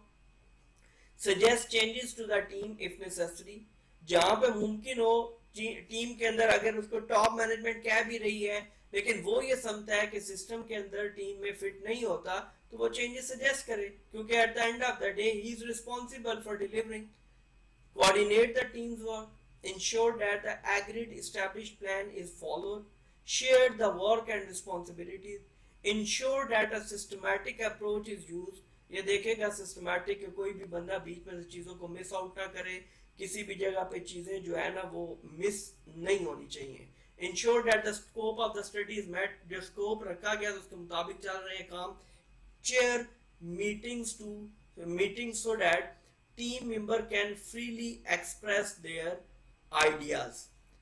तो जो टीम आपके चेयर करे तो उसके टीम मेंबर्स को ये आज़ादी हो कि वहां पर इन्फॉर्मिंग का एनवायरनमेंट नहीं होना चाहिए कि सिर्फ वो इन्फॉर्म ही किए जा रहा है, बल्कि वहां पर आपका कंसल्टेशन का, कम्युनिकेशन, टू वे कम्युनिकेशन का जो एनवायरनमेंट है वो कायम करे, जिसके नतीजे में होगा क्या कि वो अपनी राय को सिर्फ उनके ऊपर न रखे, बल्कि उनकी भी बात, उनके भी फीडबैक्स ले और उसके नतीजे में एक बेहतर चीज प्रोड्यूस करें। Represent the team before management, और उसको टीम को मैनेजमेंट के सामने लाए कि ये रोल प्ले करेगा, ये रोल प्ले करेगा, ये रोल प्ले करेगा, ताकि चीजें जो है वो स्मूथ हो, चीजें तमाम तर एड्रेसेबल हो, उन्हें पता हो कि कौन सी चीज कौन सा इंडिविजुअल मैनेज कर रहा है, या अगर इंडिविजुअल कम भी है तो किस किस के ऊपर क्या क्या रिस्पॉन्सिबिलिटी है, तो ये क्लियरली मैनेजमेंट को पता होना चाहिए। Provide management with an estimate of the time, money and labour required for the study. तो इन तमाम तर चीजों के लिए वो एक एस्टिमेट दे देंगे।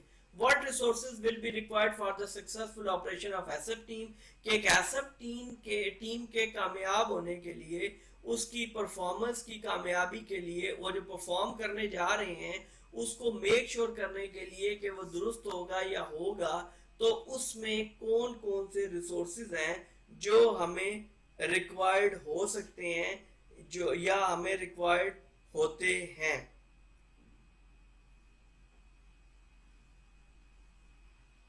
उसमें हमारे पास आता है time for team meetings and administration, के प्रॉपर टाइम अवेलेबल हो कि जो टीम हमने बनाई है इस काम के लिए वो मीटिंग्स कर सके, वो एडमिनिस्ट्रेशन के मामलात को प्रॉपरली दे सके।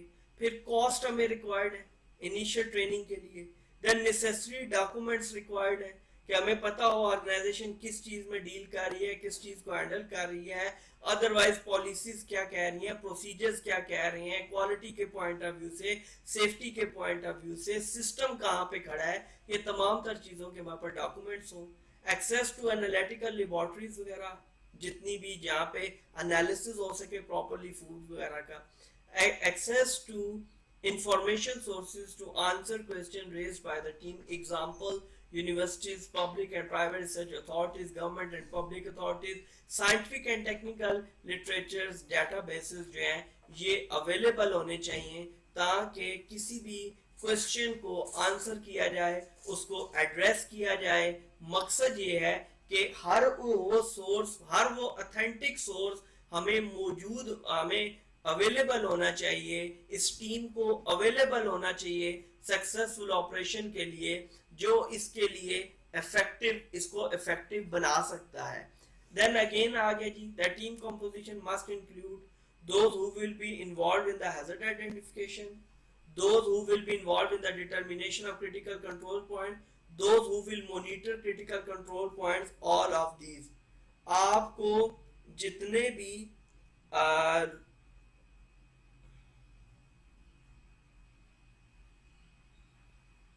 जितने भी आपके पास जो टीम है उसमें वो पूछ रहा है कि किन लोगों को आप पाएंगे, तो इसमें से जो आपको करेक्ट आंसर लगता है वो आप शेयर कीजिए कि ये आपके नज़दीक जो है ये करेक्ट आंसर है।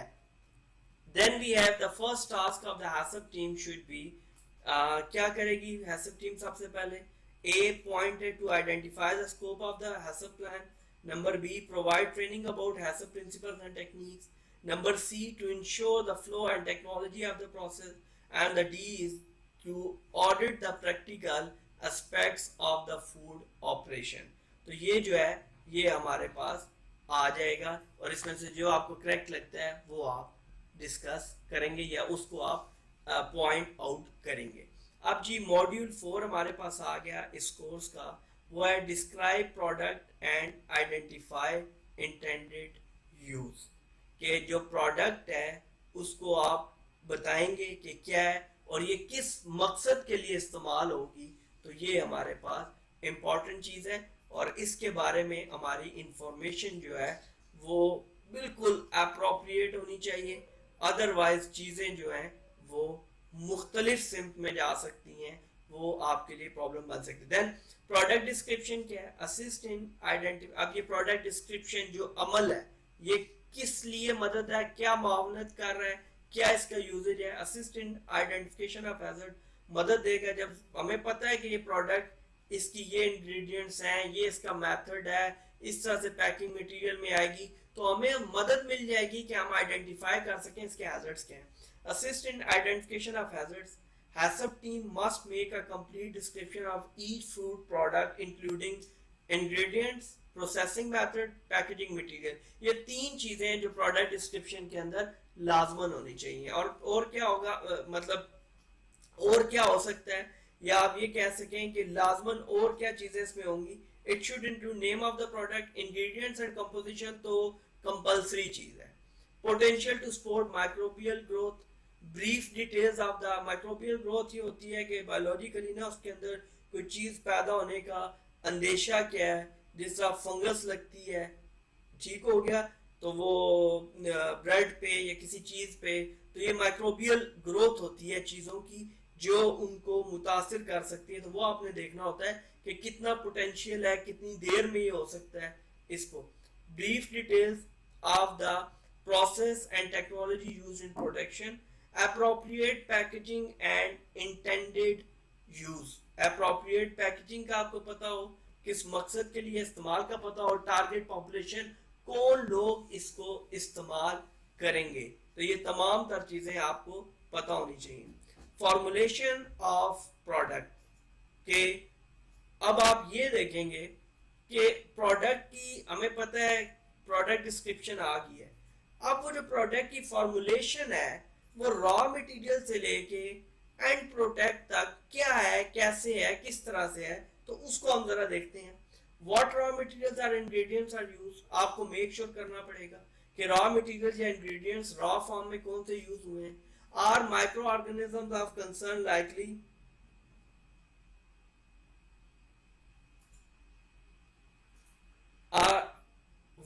are microorganisms of concern likely to present in or on these material, and if so what are they? Microorganisms का concern क्या है, अगर वो present है वो किस तरह से मुतासिर कर सकते हैं।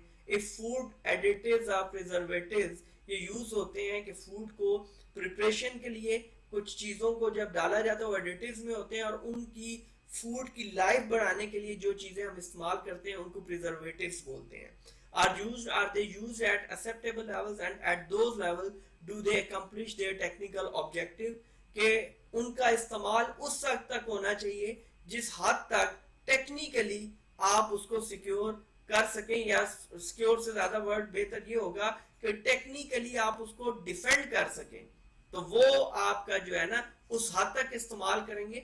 ऐसा नहीं है कि आप कहें जी 3 दिन बचते हैं तो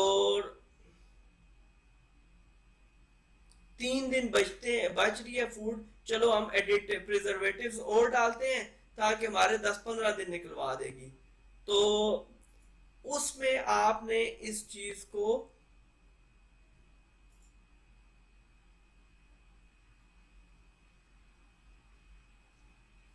तो उस चीज में आपने ये मेक श्योर करना है कि आपके जो लेवल है एक्सेप्टेबल लेवल है आपने उस तक उसको रखना है।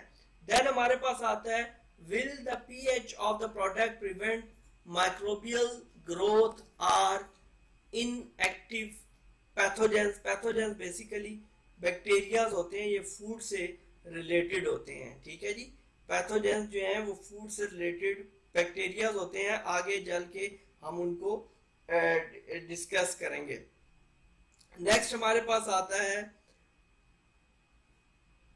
Will the of the product prevent microbial growth, ठीक हो गया।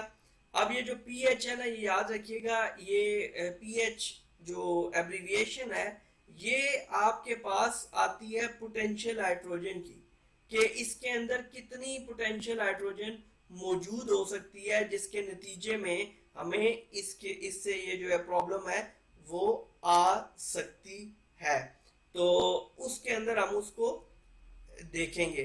नेक्स्ट हमारे पास आता है will the of the product prevent microbial growth, कि वो जो प्रोडक्ट है उसकी माइक्रोबियल जो ग्रोथ है उसको मुतासिर कर सकती है। What is the oxidisation reduction potential EH of the product, तो ये तमाम तर चीजें उसमें वो ये देखता है कि भाई किस हद तक मुतासिर कर सकती हैं या नहीं, तो मतलब पीएच उसकी, AW उसकी, EH उसकी, ये तमाम तर चीजें उसके अंदर देखी जाएंगी।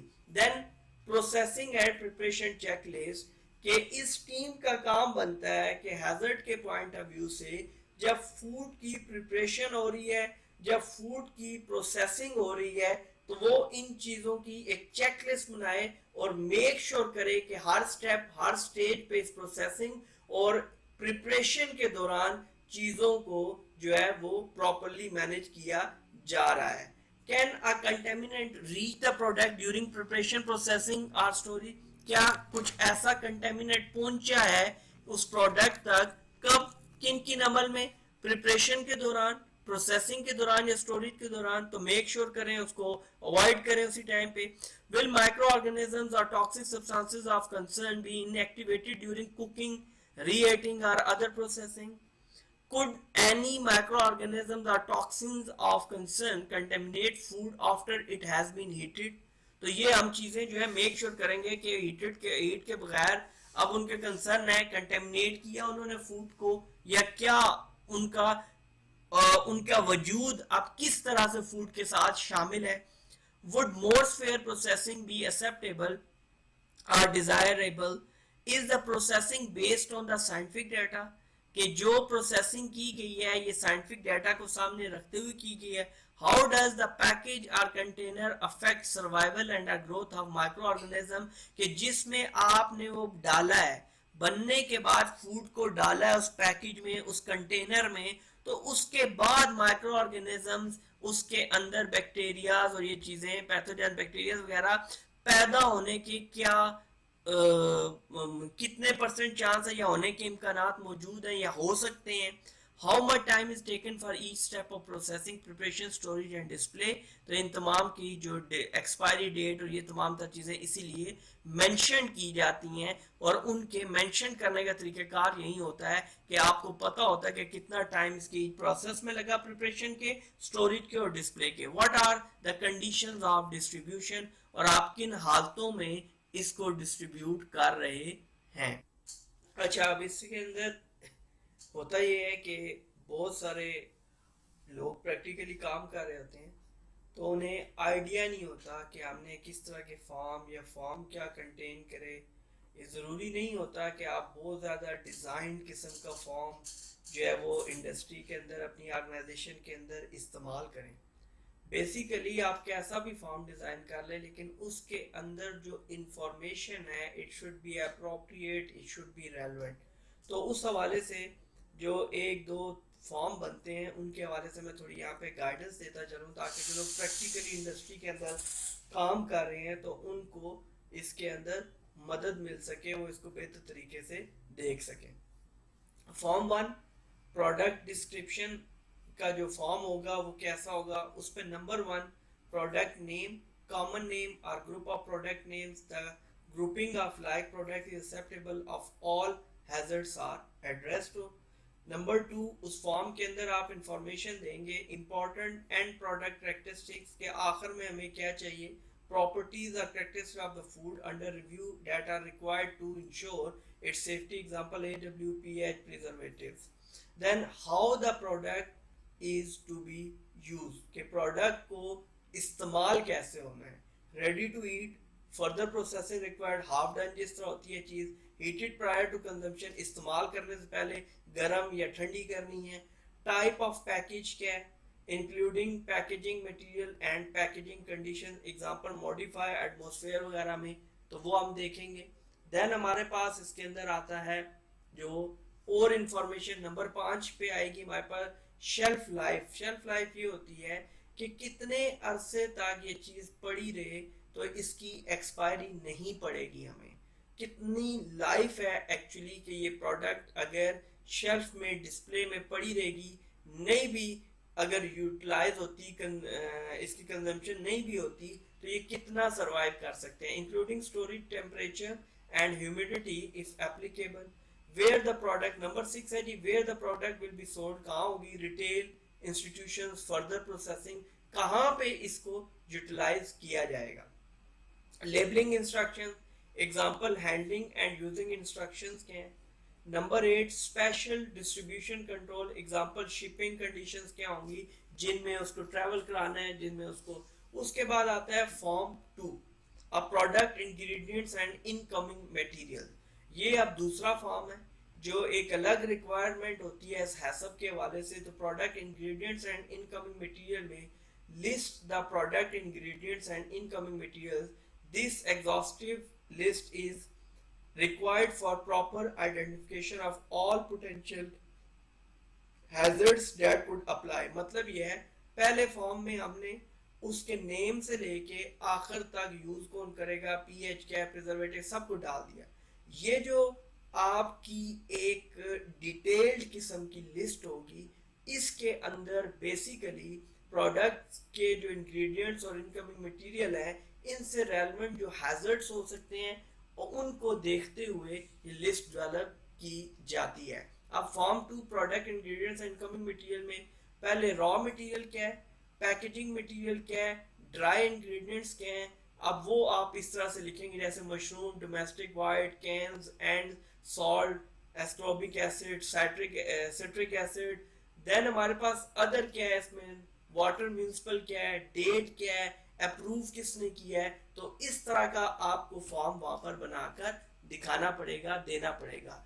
उसके बाद प्रोडक्ट 1 का जो मैंने पहले भी बताया, तो फॉर्म नुमा इस तरह से बनेगा, इस तरह से होगा। तो उसको अगर हम देखें तो नंबर 1 ये अब सैंपल आपके सामने मैंने रख दिया। प्रोडक्ट नेम कैंड मशरूम है जी हमारे सामने, स्टेप 2 में और दूसरी इंफॉर्मेशन क्या है, important product characteristics of end product, AWPH etcetera, pH है 4.8 to 6.5, लो एसिड है, AW less than 0.85, high moisture है उसके अंदर।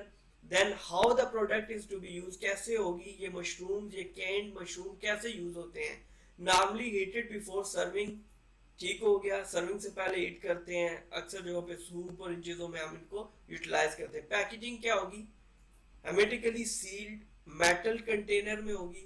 शेल्फ लाइफ कितनी है, 2 years plus eight normal retail shelf temperature.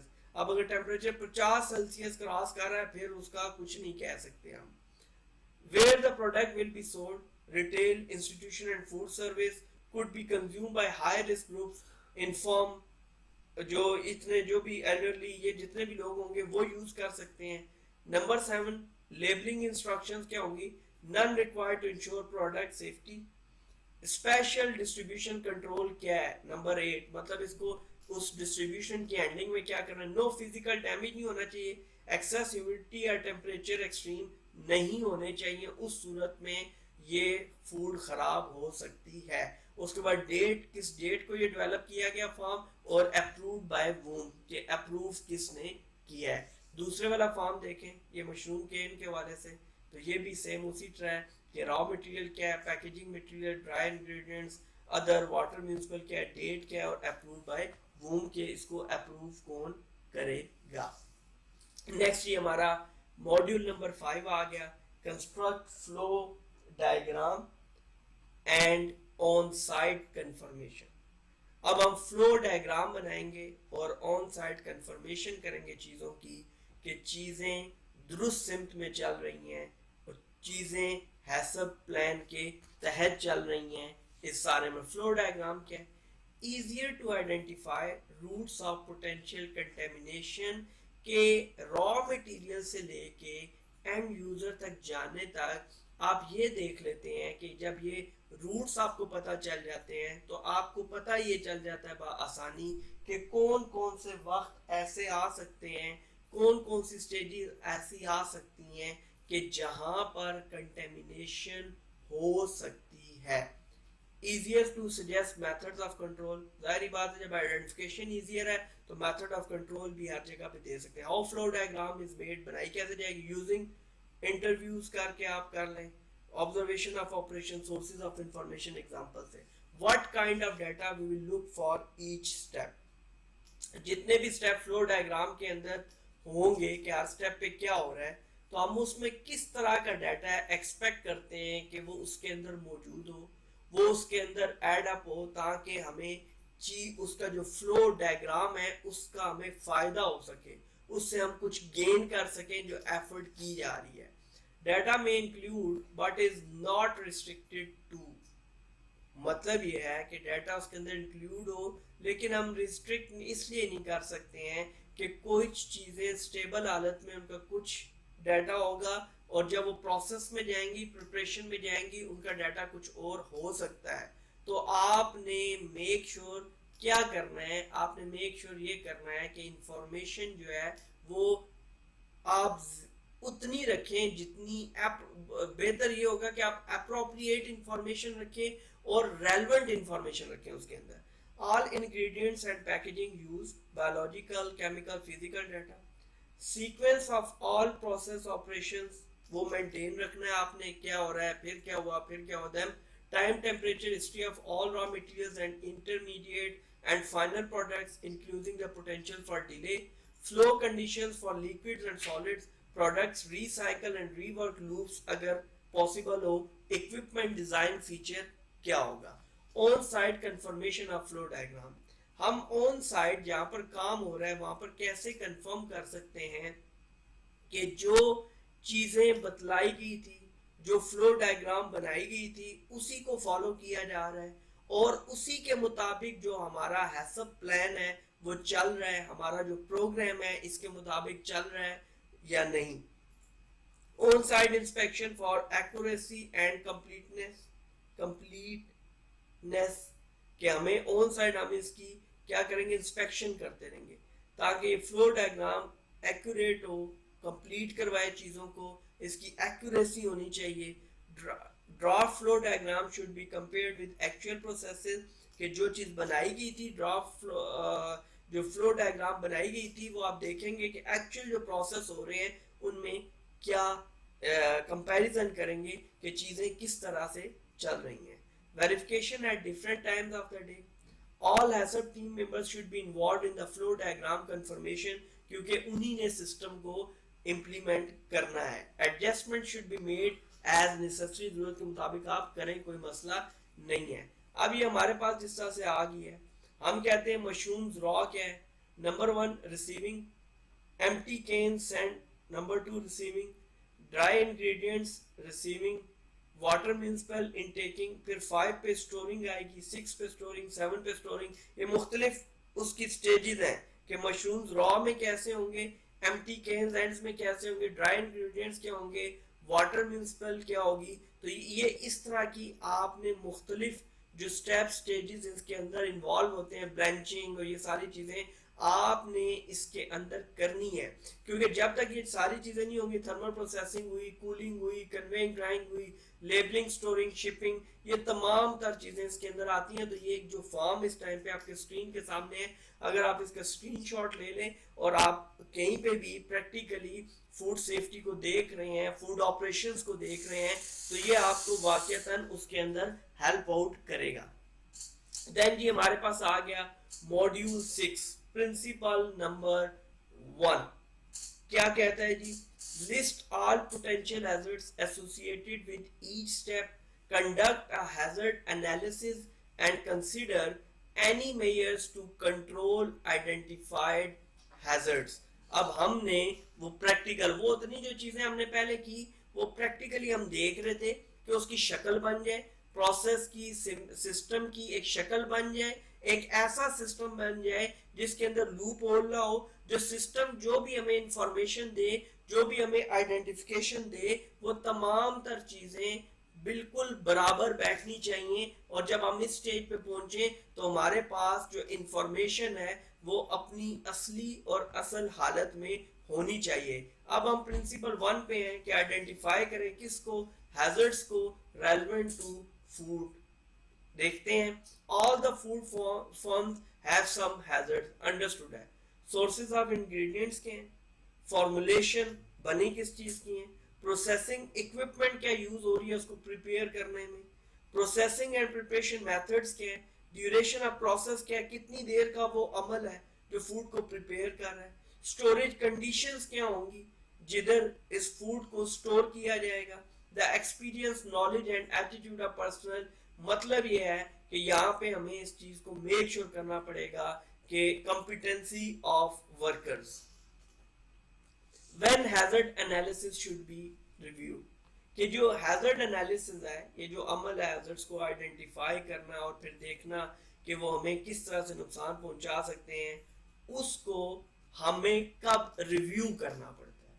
मतलब आप एक बार हैजर्ड एनालिसिस करके बैठ गए, चीजें चल रही हैं, चीजें स्मूथ हैं, लेकिन वो कौन सी कंडीशंस आएंगी, वो कौन सी अपॉर्चुनिटीज आएंगी जिनमें आपको हैजर्ड का एनालिसिस जो है वो परफॉर्म करना पड़ेगा।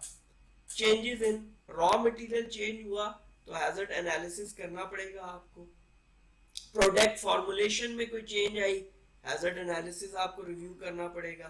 प्रोसेसिंग और प्रिपरेशन प्रोसीजर चेंज होता है, आपको हैजर्ड एनालिसिस करना पड़ेगा।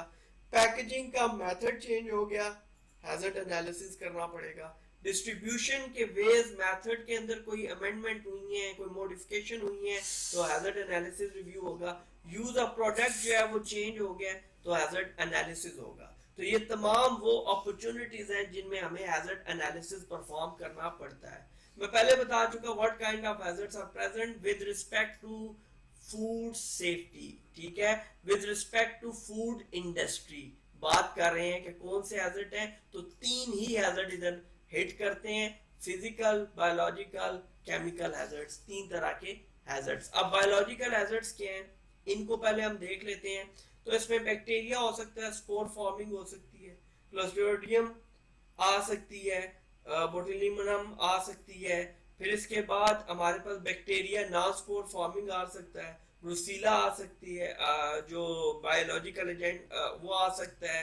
देन पैथोजेंस आ सकते हैं, फिर लिस्ट्रिया आ सकती है, देन सल्मोनेला आ सकती है। ये तमाम तर बायोलॉजिकल एजेंट्स और बैक्टीरिया की फॉर्म्स हैं।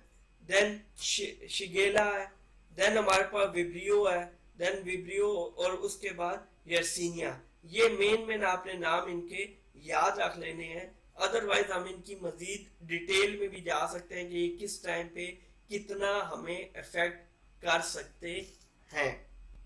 देन बायोलॉजिकल रिजल्ट्स में वायरसेस हैं, hepatitis A and E, Norwalk virus group है, रोटा वायरस है, उसके बाद प्रोटोजोआ एंड पैरासाइट्स होते हैं, वो परवम वगैरह, इसी तरह एस्केरिस है, टैनिया सोलियम है। ये मुख्तलिफ जो है ये वायरसेस, पैरासाइट, जो है ना प्रोटोसोआ है, प्रोटोजोआ है, ये हमें इसके अंदर बायोलॉजिकल हैजर्ड्स के तौर पर हमारे सामने आते हैं। Then chemical, how chemical may be added in our food, naturally occurring chemicals, added chemical.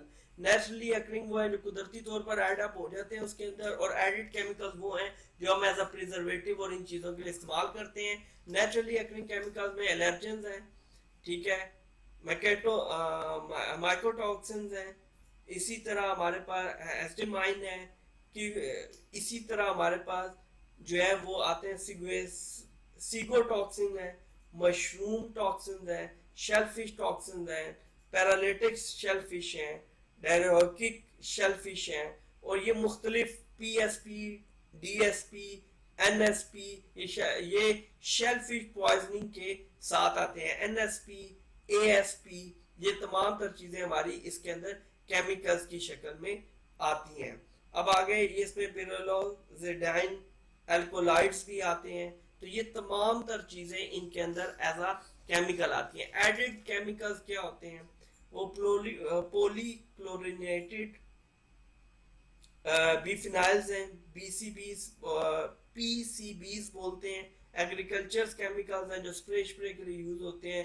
Pesticides हैं, फर्टिलाइजर्स हैं, एंटीबायोटिक्स हैं, ग्रोथ हार्मोन्स हैं, जो एडिड केमिकल्स हम यूज करते हैं। Prohibited substances, what are some prohibited substance, ये आपने बड़ा याद रखनी है चीजें। ये प्रोहिबिटेड है, मतलब वो बाकी होंगे इनको काबू कर लिया, एक हाथ तक कर लिया, बात बन जाएगी। ये वो चीजें हैं जो आपने फूड को मिलने ही नहीं देनी है, फूड के साथ आपने ये जुड़ने ही नहीं देनी है, फूड का इनके साथ कोई ताल्लुक बनने ही नहीं देना है। एक आपने लीड यूज नहीं करनी है, लेड यूज नहीं करनी है, जिंक ना यूज हो जाए, कैडमियम ना यूज हो, मर्करी ना हो, आर्सेनिक ना हो, साइनाइड ना हो। ये वो सब्सटेंस है जो बिल्कुल भी फूड के पास भी नजर नहीं आने चाहिए। Then food additive, vitamin and minerals contaminations क्या है कि फूड के अंदर हम खुद से जब विटामिन या मिनरल्स डालते हैं, जिस तरह आप अक्सर देखते हैं बहुत सारी जगहों पर एनर्जी ड्रिंक्स होते हैं या दूसरे कोई और विटामिन होती हैं, वो आपकी जब होंगे तो उनमें क्या क्या एडिटिव्स ऐड किए जाते हैं। Lubricants, cleaners, sanitisers, coatings, paints, refrigerants, water और स्टीम ट्रीटमेंट केमिकल और पेस्ट कंट्रोल केमिकल, ये जो छोटे मोटे इंसेक्ट इनको मारने के लिए। देन पैकेजिंग मटेरियल में, अब ये पैकेजिंग मटेरियल में अब क्या करें, ये वही चीजें हैं जो हम अक्सर खुद ही इस्तेमाल कर रहे हैं। तो इसमें वो कहते हैं plasticisers, vinyl chloride, printing, coding inks, adhesive हो सकती है, लीड हो सकती है, टिन हो सकते हैं, तो इनके अंदर हमें ये प्रॉब्लम आ सकती है। अब फिजिकल हैजर्ड्स हमारे पास क्या आ सकते हैं, फिजिकल, अब केमिकल बायोलॉजिकल हमने डिस्कस किए हैं, फिजिकल क्या है, example of physical hazards, material glass है, इंजरी पोटेंशियल क्या है, कट्स, ब्लीडिंग में रिक्वायर सर्जरी टू फाइंड और रिमूव। सोर्सेज क्या है, बॉटल से, जार से, लाइट से, fixture, utensils, gauge covers etcetera. ये बेसिकली बहुत सारी वो चीजें हैं जो ऑलरेडी हम बाकी सेफ्टीज में डिस्कस करते रहते हैं। तो आप इसका स्क्रीनशॉट ले सकते हैं और स्क्रीनशॉट लेने के बाद आप इसको देख सकते हैं। इसमें वुड है, stone, metal, insulation, bones, plastic, personal effect आ सकते हैं। तो ये वो तमाम तर चीजें जो फिजिकल, जो जिस्मानी तौर पर किसी भी हैंडलर को, फूड हैंडलर को, ऑपरेटर को, प्रोसेसर को ये हो सकते हैं, इसका उसका इंटरेक्शन हो सकता है। तो ये तमाम तर चीजें उस जुमरे में आती हैं, उस हिसाब से आती हैं। Sources of information, what is there to guide you. अब सोर्सेज ऑफ इंफॉर्मेशन क्या होंगे कि हमारे पास कौन कौन सा मटेरियल है जो यूज हो रहा है, फिजिकल एसेट्स क्या हैं, केमिकल क्या है, मतलब कि जहां से भी आपको कुछ ना कुछ पॉजिटिव वे में इंफॉर्मेशन मिले, जहां पे भी आपको इंफॉर्मेशन प्रॉपरली मिले। Sources of information, what is there to guide you, कि आपके पास क्या है जो आप गाइड कर सकते हैं। रेफरेंस टेक्स्ट मिल सकते हैं, कंपनी कंप्लेंट्स फाइल मिल सकती हैं, scientific research and review papers मिल सकते हैं। इसी तरह epidemiological data on food borne illness और डिजीज, कि ये बीमारियां किससे पैदा हो रही हैं, फूड से, तो फूड बोर्न इलनेस डिजीज क्या है उसके रिकॉर्ड से पता चल सकता है। इंटरनेट, लेकिन इंटरनेट पे याद रखिएगा कि आपने ऑथेंटिक सोर्स हमेशा यूज करना है। How to conduct hazard analysis, अब हैजर्ड एनालिसिस हम कैसे कंडक्ट करेंगे या इस प्रोसेस को हम कैसे लेके चलेंगे। नंबर 1, रिव्यू इनकमिंग मटेरियल, के इनकमिंग मटेरियल क्या आ रहा है। Then evaluate processing operations for hazard, कि अब कौन कौन से प्रोसेसिंग ऑपरेशन है जो हैजर्ड्स हैं। Observe actual operating practices, take measurement, analyse the measurement, कि जो मेजरमेंट हमने ली हैं वो ठीक हैं भी या कि नहीं। हैजर्ड एनालिसिस कैसे होगा, ये एग्जांपल सामने आ गई है। रॉ मटेरियल था मशरूम डोमेस्टिक वाइड BCP, ठीक है, ये उसकी टाइप है। Packaging material cans BCP and BC, और dry ingredient salt BC, ascorbic acid BC, citric acid BC, other water municipal, इस तरह क्या फॉर्म बना के उधर उसके साथ दे देंगे। और उसके बाद आता है जी अब कंडक्ट हैजर्ड एनालिसिस में हमारे पास जो चीज आती है वो to evaluate processing operation for hazards, observe actual operating practices, task, measurement, तो ये चीजें इसके अंदर आएंगी। अब biological hazards, chemical hazards, physical hazards, ये हम तमाम तर पीछे डिस्कस कर आए हैं, और हैजर्ड एनालिसिस फॉर्म भी। अब हमारे पास आता है module 7, determine critical control point, task 7, principle 2। अब ये याद रखिएगा, मॉड्यूल जो हम बात कर रहे हैं ये कोर्स के हवाले से बात कर रहे हैं। जो प्रिंसिपल है वो हसब के प्रिंसिपल जो है उनके हवाले से, पहला प्रिंसिपल हमने डिस्कस किया, अब हम प्रिंसिपल 2 जो है वो यहाँ पर देख रहे हैं। प्रिंसिपल 2 क्या है, बड़ा ही इंपॉर्टेंट है और जिसके ऊपर ये पूरा नाम है इस हसब का। What is critical control point, CCP, critical control point, a step at which control can be applied and is essential to prevent or eliminate a food safety hazard or reduce it to an acceptable level, कि basically कि जो essential to prevent है या eliminator है उसके जो safety hazard या किसी भी चीज को reduce कर इतना किया जाए कि या तो eliminate कर दें या एक्सेप्टेबल लेवल तक जो कंट्रोल लेके जाएगा उस क्रिटिकल थिंग को, उसको हम क्रिटिकल कंट्रोल पॉइंट CCP बोलेंगे। रिव्यू ऑफ आइडेंटिफाइड हैजर्ड्स, के पहली स्टेज पे हमने क्या किया था, जो प्रिंसिपल 1 था वो हमारा डील कर रहा था आइडेंटिफिकेशन के साथ। प्रिंसिपल 1 जो था वो हमारा सारे का सारा डील कर रहा था आइडेंटिफिकेशन के साथ। जो प्रिंसिपल 2 है हमारा वो हमारा यहाँ पर बात कर रहा है कंट्रोल के साथ, ठीक हो गया। तो अब वो कहता है आपने कंट्रोल अप्लाई करने से पहले रिव्यू कर लेना है कि जो चीजें आइडेंटिफाई की गई हैं वो क्या है। Review of identified hazards before identification of CCP's critical control point, verify if any of the identified hazards are fully controlled, on site verification bye hazard team, के आया ये जो पहले से मौजूद हैजर्ड से इनके लिए कोई पहले कंट्रोल में अप्लाई किए गए थे या ये अब की बार कर रहे हैं या नए हैजर्ड्स आइडेंटिफाई हुए हैं। Uncontrolled hazard should be analysed if they are CCPs, और अनकंट्रोल्ड हैजर्ड्स भी मौजूद हैं और वो आप समथिंग क्रिटिकल है, तो ऐसी सूरत में आपको CCPs जो है वहां पर बताने पड़ेंगे। अब CCP आइडेंटिफिकेशन, क्वेश्चन 1 है, डू कंट्रोल मेजर एग्जिस्ट। हम जब CCP आइडेंटिफिकेशन करते हैं ना क्रिटिकल कंट्रोल पॉइंट की, तो हम देखते हैं number one, do control measure exist, क्या कोई कंट्रोल मेजर वहां पे एग्जिस्ट करता है पहले से हैजर्ड्स को कंट्रोल करने के लिए।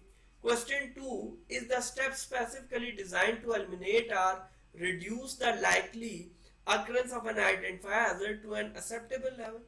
फिर उसके बाद हम ये देखते हैं कि ये जो स्टेप था, कौन सा स्टेप कंट्रोल में ये जो स्टेप लिया गया है, ये जो डिजाइन किया गया, आया ये वाकई एलिमिनेट कर रहा है, रिड्यूस कर रहा है likelihood occurrence of identify hazard, जो बताया गया उसको उस हद तक कम कर रहा है कि वो हमें नुकसान ना पहुंचा सके, कि हमें वो तकलीफ ना पहुंचा सके। तो फिर क्वेश्चन थ्री क्या सीसीपी में हम देखेंगे, code contamination with the identifier hazards occur in excess of acceptable। जब कंटेमिनेशन हुई है किसी भी तरह की के आइडेंटिफाई हैजर्ड के साथ अकर के साथ के वो इस हद तक है कि हम उसको एक्सेप्टेबल कर लें।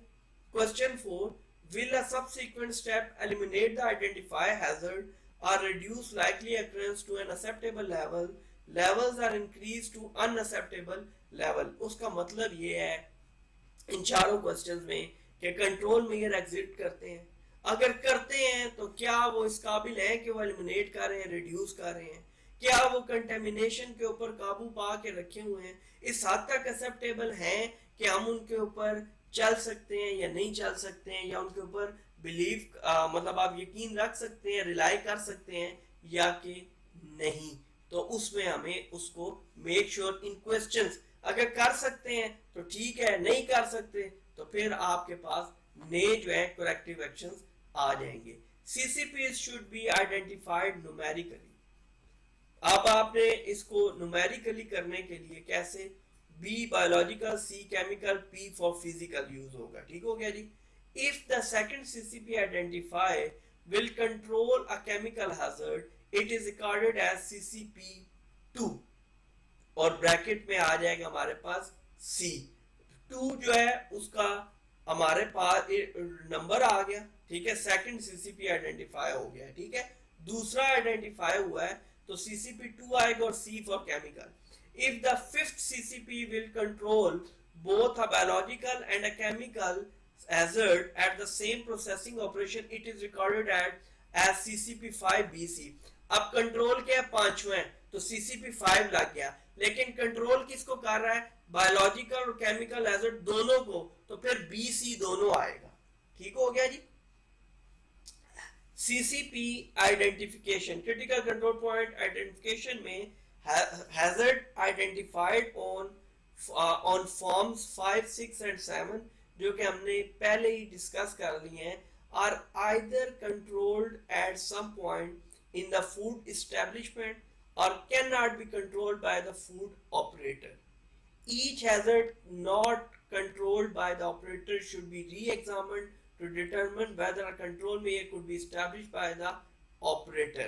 तो फॉर्म 5, 6, 7 हम यूज करेंगे जो हम इसमें यूज कर चुके हैं, बनाना भी हमने देखा। If yes, then the appropriate control measure should be identified and form 8 should be reviewed accordingly।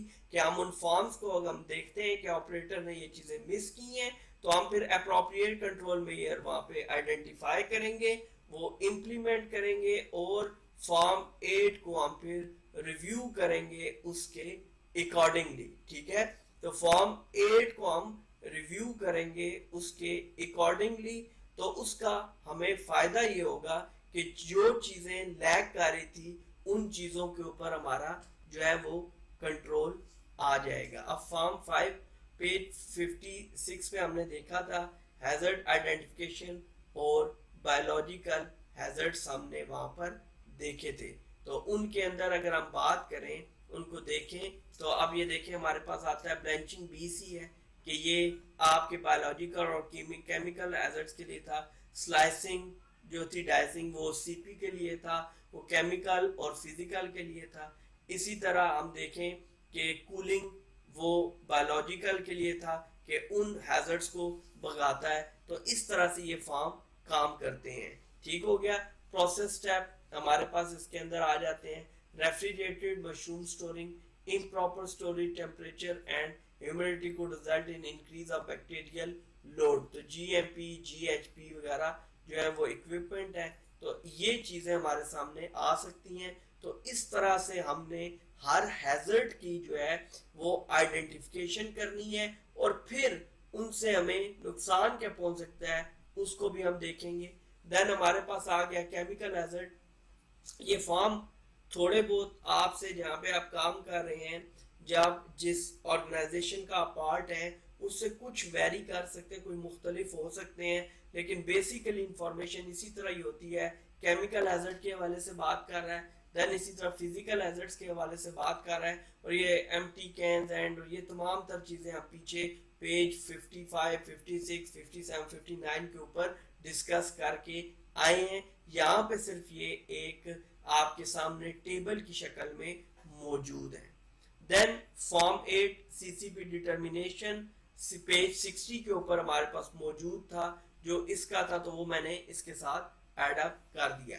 अब ये आ गया मॉड्यूल 8 है हमारे पास, और establish critical limits for each control point, और प्रिंसिपल उसका थर्ड हमारे पास आ गया है जो इसको देख रहा है। अब क्रिटिकल लिमिट है क्या? What is critical limit? A criterion which separates acceptability from unacceptability. मतलब ये है कि कुछ चीजें एक्सेप्टेबल होती हैं, कुछ अनएक्सेप्टेबल होती हैं। तो ये जो क्राइटेरिया है कि बेसिकली एक्सेप्टेबल को अनएक्सेप्टेबल से अलग करता है, तो इसको हम क्रिटिकल लिमिट बोलेंगे। At what stage critical limits are identified, कि किस स्टेज के ऊपर हम क्रिटिकल जो लिमिट्स हैं उनको आइडेंटिफाई करेंगे। Critical limits are established and specified when the critical control points are identified, कि जिस टाइम पे आपके critical control points आइडेंटिफाई हो जाते हैं, CCPs आइडेंटिफाई हो जाते हैं, तो तब आप critical limits को establish करते हैं। then an operation is producing safe product or not, तो हम ये उसको इस तरह से ऑपरेशन के दौरान मेक श्योर करेंगे। on which factor critical limits can be applied, वो कौन कौन से फैक्टर्स हैं जिनके ऊपर क्रिटिकल लिमिट्स अप्लाई होंगी। मतलब इसके कहने का ये है कि ये वो कौन से फैक्टर्स होंगे जिनके क्रिटिकल लिमिट्स होने चाहिए। जैसा टेम्परेचर क्या है, मतलब कि उस फूड को एक स्पेसिफाइड किस्म का एक टेम्परेचर रिक्वायर्ड है, ठीक हो गया। अब उस टेम्परेचर की क्रिटिकल लिमिट्स होंगी जिनसे ज्यादा कम या ऊपर हम नहीं ले जा सकते। उस फूड को हमें एक आइडियल कंडीशन या आइडियल टेम्परेचर प्रोवाइड करना पड़ेगा। देन टाइम, कि कितनी देर की उसकी जिस तरह से हमने पहले डिस्कस किया, उसका प्रोसेस टाइम कितना है, उसका डिस्प्ले टाइम कितना है, उसका शेल्फ टाइम कितना है, उसका जो प्रिपरेशन टाइम है वो कितना है, ट्रैवल टाइम कितना है। तो ये तमाम तर चीजें हम देखेंगे और उसको लिमिटाइज करेंगे। देन हमारे पास आता है फिजिकल प्रोडक्ट डायमेंशन क्या है, कि फिजिकली वो किस शक्ल में, किस हालत में हमारे पास मौजूद है प्रोडक्ट। देन वाटर एक्टिविटी, पानी के साथ उसकी एक्टिविटी क्या होगा, मॉइस्चर लेवल क्या है। तो ये इनके ऊपर हम क्रिटिकल लिमिट्स जो हैं वो अप्लाई करेंगे। If maintain with in boundaries will confirm the safety of the product. और इम्पोर्टेंस ये है कि अगर हम जिस तरह हमने आर्म सेफ्टी में वर्क प्लेस एक्सपोजर लिमिट्स सुनी, आपने पढ़ी हैं, हमने वो देखी हैं, इसी तरह यहाँ पर फूड सेफ्टी के अंदर, हैसप के अंदर अगर हम कामयाब हो जाते हैं कि हम क्रिटिकल लिमिट्स के अंदर रहें, तो इससे हमें फायदा ये होता है कि ये कंफर्म करता है कि जो हमारी सेफ्टी है प्रोडक्ट की, जो इस फूड प्रोडक्ट की, वो सिक्योर है, वो हमारे पास सेफ है। आगे जी हमारे पास आता है what guides us about critical limit. हमें क्रिटिकल लिमिट से मुताल्लिक क्या चीजें गाइड करती हैं, किन चीजों से हमें रहनुमाई मिल सकती है, किन चीजों को इम्प्लीमेंट करके हम बेहतर कर सकते हैं। तो ये लिमिट्स हमारे पास गवर्नमेंट रेगुलेशन से आ सकती हैं, साइंटिफिक पब्लिकेशंस क्या जो उन्होंने एक्सपेरिमेंट्स की बुनियाद पर पब्लिकेशंस दी हैं उनसे आएगी, रिसर्च डाटा से सामने आ सकती हैं, एक्सपर्ट्स के ओपिनियन से आ सकती हैं क्योंकि उन्होंने इंडस्ट्री में प्रैक्टिकली परफॉर्म किया और उसके नतीजे में उनकी कोई जो आप कह सकते हैं परसेप्शन बिल्डअप हुई है। देन एक्सपेरिमेंटल स्टडीज के नतीजे में कि जहां पर आपका मकसद ही उस तजर्बे का ये था कि आप उससे लर्न करें और चीज़ों को बेहतर सेंस में ले जा सकें। What if required information needed to establish critical limit is not available, कि अगर रिक्वायर्ड इंफॉर्मेशन जो नीड एस्टैब्लिश करने क्रिटिकल लिमिट के लिए वो अवेलेबल नहीं है तो क्या होगा? Conservative value should be selected, तो हम फिर कंजर्वेटिव वैल्यू सिलेक्ट कर लेंगे उसकी जगह। Rational and reference material used should be recorded, कि जो चीजें अगर हमें क्रिटिकल लिमिट नहीं पता तो जो रैशनल या रेफरेंस के लिए मटेरियल हमने यूज किया कि अच्छा ये चीज इस तरह या इसके मुताबिक कर सकते हैं या ऐसे कर सकते हैं, तो वो जो रेफरेंस हमने यूज किया, क्योंकि हम यहाँ पे क्या कर रहे हैं, हम रेगुलेशन का या हम किसी भी चीज की जो क्रिटिकल लिमिट है उसको एड्रेस नहीं कर रहे हैं, तो फिर हमने जिस सोर्स से इंफॉर्मेशन लेके इंप्लीमेंट किया है तो फिर हम मेक श्योर करेंगे कि हम उसका रैशनल उसका रेफरेंस जरूर उसके अंदर दे दें। The materials become part of the sport documentation of the HACCP plan, तो डॉक्यूमेंटेशन आपको पता है लास्ट में करनी ही करनी है, क्योंकि जब तक डॉक्यूमेंटेशन नहीं होगी तो पता नहीं चलेगा कि आपने क्या अचीव किया, आप कहाँ से शुरू हुए थे और कहाँ पे आके अब आप खत्म हो रहे हैं। ऑपरेटिंग लिमिट क्या होती है? If monitoring shows a trend towards lack of control at a CCP, operating limit में क्या जी, अगर मॉनिटरिंग बता रही है ट्रेंड जो है ना वो लैक ऑफ कंट्रोल है, कि कंट्रोल नहीं है सीसीपी के मुताबिक, then operators can take action to prevent loss of control of the CCP before the critical limit is exceeded, तो वो एक्शन लेगा कि लॉस ऑफ कंट्रोल जो है उसको काबू पाए, उसको महफूज करे कि इससे पहले कि जो क्रिटिकल लिमिट वैल्यू है वो एक्सीड कर जाए और किसी बड़े एक्सीडेंट किसी बड़े जो है वो प्रॉब्लम का सबब बन सके। The point at which operators take such action is called the operating limit, तो ये जो एक्शन टाइम होगा ऑपरेटर का उसको हम ऑपरेटिंग लिमिट बोलेंगे।